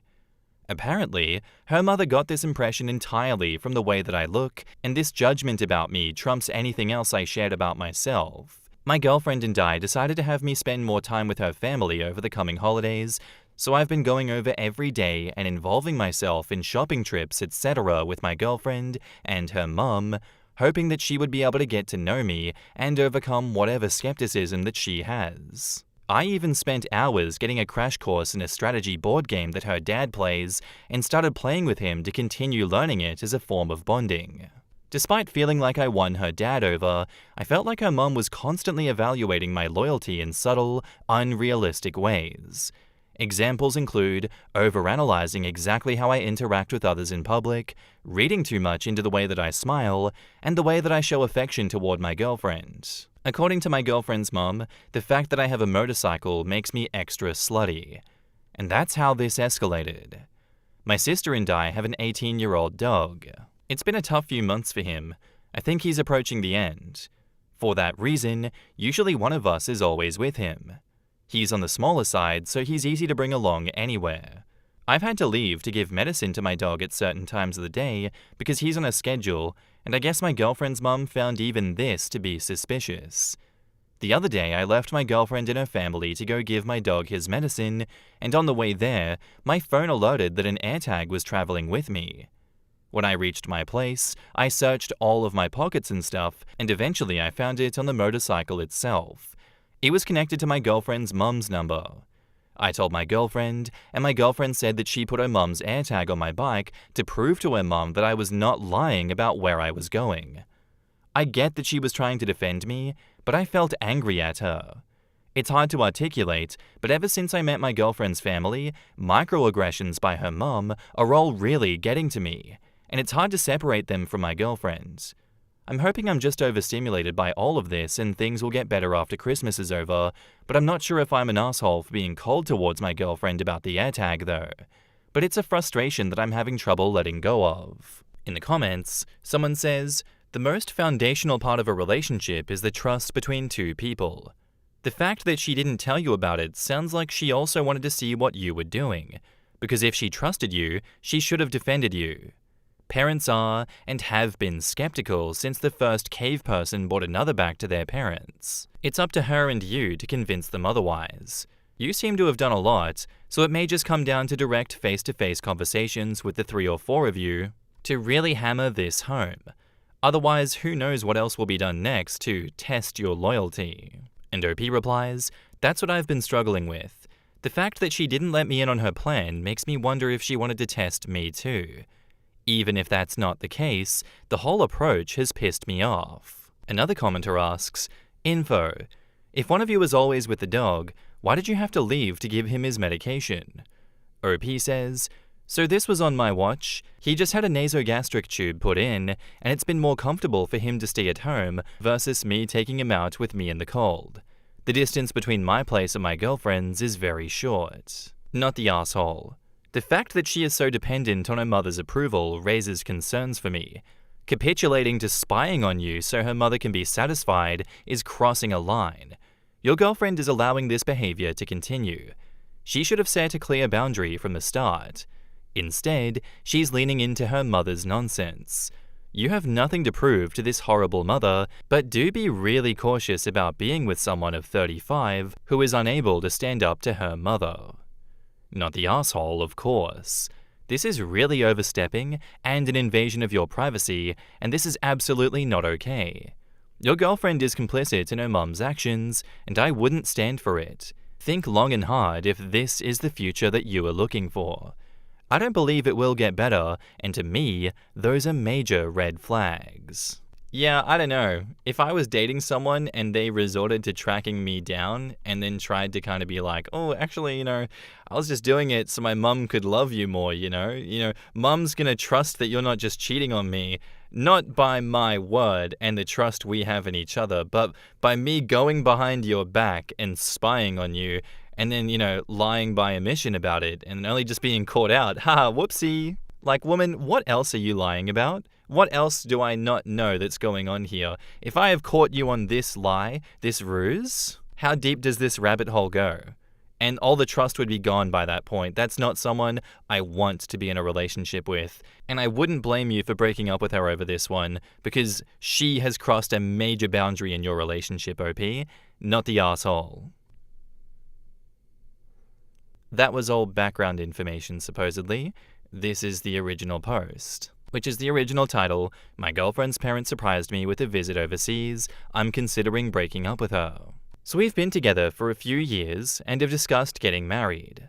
Unfortunately, ever since I met her parents last year, their behavior, specifically her mum, has made it difficult for me to see a future anymore. Her mum mistrusts me, and it's all based on superficial impressions and assumptions about who she thinks I am. I have tried to show her parents patience, and I've been extremely respectful, giving them opportunities to get to know me and overcome their prejudices. Everything came to a head when I went to visit my home country. I have a place here, and I came to see a friend get married. Her parents showed up unannounced and requested a ride from the airport. I immediately called my girlfriend despite the time difference because I was in shock. She claims she had no idea about their plans. They claim that it was all impromptu, cheap flight, last-minute plans, etc., but I just don't buy it. Anyway, I picked them up, and they're currently staying with me in my apartment. They've got no itinerary, but want for me to arrange for them to see XYZ, and of course they need me as a translator. Everything is apparently too foreign to them. They're lost without me, and they refuse to go anywhere without me as an escort. My girlfriend is apologetic, but I just don't see her supporting me in dealing with her parents, especially her mum, who is the instigator. The dad has no backbone and is forced to follow her. I posted another issue a while back too. My girlfriend doesn't support me in setting boundaries, so as her partner, I fall into a rock and a hard place type situation. I can't tell if I'm being cold and uninviting, or if these people are crazy, and my girlfriend is so afraid of them that she didn't even warn me about something like this. I feel like I can handle anything if she's on my side, but it doesn't feel like she is. Maybe I can't be with someone like that. In the comments, whoa, that's a lot to handle. It's okay to feel upset that your girlfriend didn't warn you. Talk to her honestly about how you feel and that you need her support with her parents. Don't be afraid to set boundaries with them, even if it is hard. If she can't back you up, you might need to rethink things. You deserve a partner who is on your team. And OP says, that's exactly it. I need us to be a team. I keep trying to express to her that this won't work if we're not a team. Your girlfriend put an AirTag on your motorbike last month to prove a point to her mother. I think it's time to either accept your fate or move on and enjoy some freedom. And now, onto the update, 5 days later, 1 month from the first post. So I just wanted to clarify some things. I only met my girlfriend's parents for the first time late November 2024. The reason I picked them up from the airport instead of abandoning them or telling them to find a hotel, etc., was out of respect for my girlfriend and the relationship that I want, or wanted, to have with her and her parents. After the first meeting that I had with her parents, in late November that I shared in my first post, I confronted my girlfriend. She apologized, and eventually her mum did too. Basically, I thought we were past whatever suspicions and mistrust her mother had about me, but then this happened. In the last few days since this began, I've realized some things about my relationship. My girlfriend has been trying to play both sides. She'll tell me one thing and her parents another thing. She's been hiding some deep trust issues about me and insecurities about our relationship. Mostly her fears about me being unfaithful. I want to be clear that these fears are not because of anything that I've done, it's just how she feels. She used her parents to convince me that it wasn't her craziness, and I'm pretty sure she told her mum how she felt, and her mum was willing to be in on it. I broke up with my girlfriend and asked her parents to leave. The friend's wedding that I went to hit different because of that, but it also made me realize how unhealthy and toxic my relationship was. I haven't disclosed a lot, but I think that I was in an abusive relationship. I'm still struggling to accept that, and there's some shame creeping up that I don't understand. Why is it there? Anyways, thanks for all the messages. Sorry my writing skills aren't that great. I'm so drained from this situation. I feel like I need to sleep for a month. I don't even feel like writing about any of this, but I felt like I owed you the conclusion. In the comments, someone says please do not fold and take that woman back under any circumstance. It sucks, but it's better to be finished with it all. Best of luck, OP. And OP says, I promise that's not happening. The breakup wasn't smooth, and she became extremely verbally aggressive. She said a lot of things that can never be unsaid. No matter what happens now, and in spite of all the threats that she's been making, there's no hope for reconciliation. I know when I get back it's going to be crazy, and I'm not looking forward to it. Someone else asks, did the parents leave peacefully, or did they attempt to somehow extend their stay? OP says, they were dumbfounded. I don't expect them to understand my feelings, so I said the least. I talked to her dad privately and let him know first to arrange hotel accommodation. I put it on my ex-girlfriend to explain it to them. I told them they can contact her, but I'm asking them to leave. Also worth mentioning because it makes me angry, I wasn't able to express it in my previous post due to being in shock and distracted by other issues, but her parents have been to my country several times.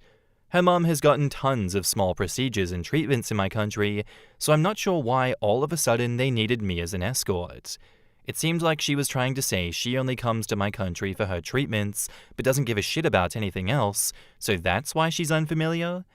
These people live in another world. I always feel like I'm going a little bit insane having any form of conversation with them. Someone else says, sounds like that trip was her parents checking up on him for her because of her insecurities. Glad he bailed on that shit. NOP says, it was definitely to investigate me. I don't think I'll ever know what my ex-girlfriend and her mom were suspicious about.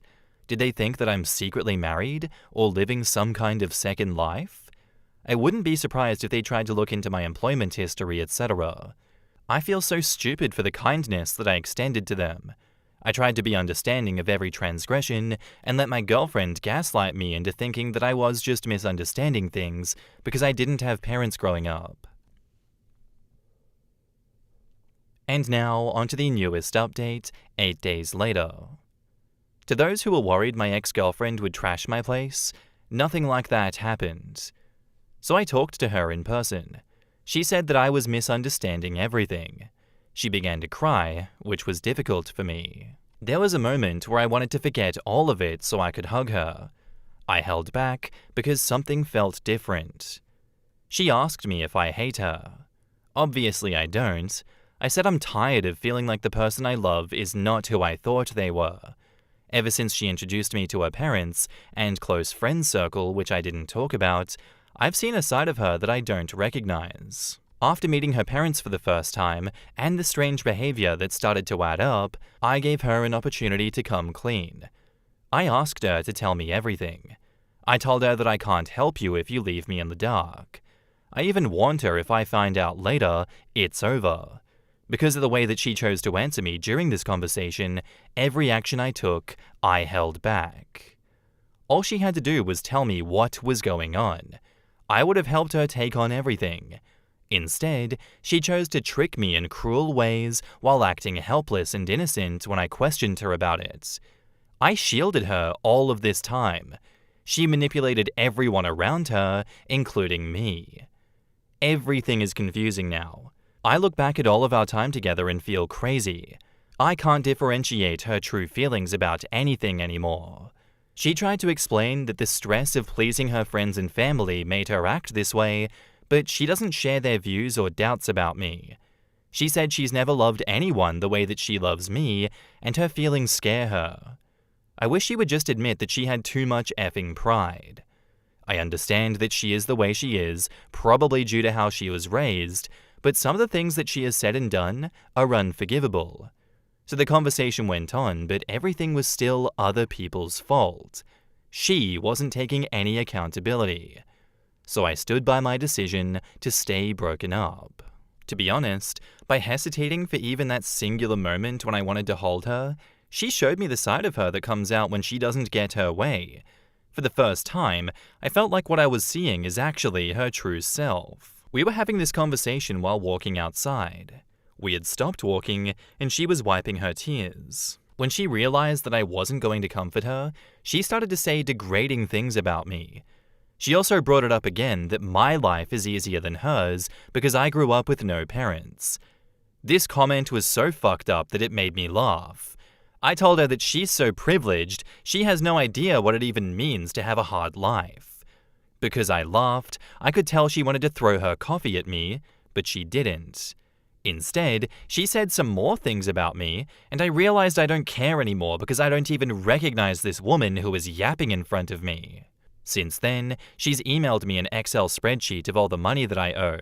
The things she has itemized are things like all the times she upgraded me on a flight, luxury gifts she's bought me on birthdays, Christmas, etc. She also included ridiculous things like estimated cost of gas X amount of times when she was my designated driver and pregnancy tests. I think she added this just to mess with me. I'm not going to bother explaining my contributions. This email made me sick. I packed her things that were in my apartment. I had a friend come over when she came to collect them. She didn't know this. I answered the door and she pushed against me and tried to initiate. I didn't return her advance, and she got angry and scratched me. I think maybe she was trying to slap me but couldn't reach. I'm not really sure because it happened too fast, and I restrained her. My friend came out and began calling her on it. He made a show of taking a video and threatened her with assault. I think it embarrassed her, so she probably won't do something like this again. The only downside to his presence was, I think she'll try to convince herself that I rejected her in that moment because he was there. For people asking about my dog, he's happy and comfortable and still alive. He eats well unlike his age. My priorities are to improve the quality of his life, not necessarily prolong it. But every night I check on him before I fall asleep, and every morning I wake up with this feeling of dread. He has Cushing's disease and chronic pancreatitis. He is high risk for developing cancer. The medication routine is a bit complex, but I'm learning everything I can for him. Take care of your pets and check them often for lumps. A lot of animals hide their pain. I guess we have that in common. Or maybe I shouldn't have ended the post like this. Anyway, I'm really okay. I posted this update because I got a lot of messages, and it's easier than answering them separately. In case I don't feel like answering comments, I'll just leave this here. There is a lot that I haven't shared. There is a lot that I haven't even admitted to myself yet. I'm not saying that I am perfect. It's not about being right or wrong anymore. I have a lot of flaws too. I'm sure that I handled some things poorly, and I know I was a fool. I also still experience moments where my heart aches, and I question if I'm wrong about everything, wanting to just get back together. Hopefully this will get easier with time. Anyway, writing here counts as therapy, right? I'm gonna go drink a cold beer in the shower. In the comments, someone says, those are gifts. You don't owe her money. And OP says, I won't be paying her. She's just playing games. Baroness Indecisive says, your life is easier than mine because you don't have parents, wow. I honestly didn't think that it would get much worse than I put an AirTag on your motorcycle when you went to check on your beloved senior dog, and I supported my parents ambushing you in a foreign country, but apparently I lack sufficient imagination. This reminds me of a TV show called Wu Assassins, where one of the main characters had the effing audacity to tell someone else that she was lucky to not have parents because she didn't have to deal with expectations. Said character was a trafficking victim. Safe to say, I did not feel bad at all when they killed her off between the show and the sequel movie. Jenny Hua was such a shit character. Quotes, when she realized I wasn't going to comfort her, she started to say degrading things about me.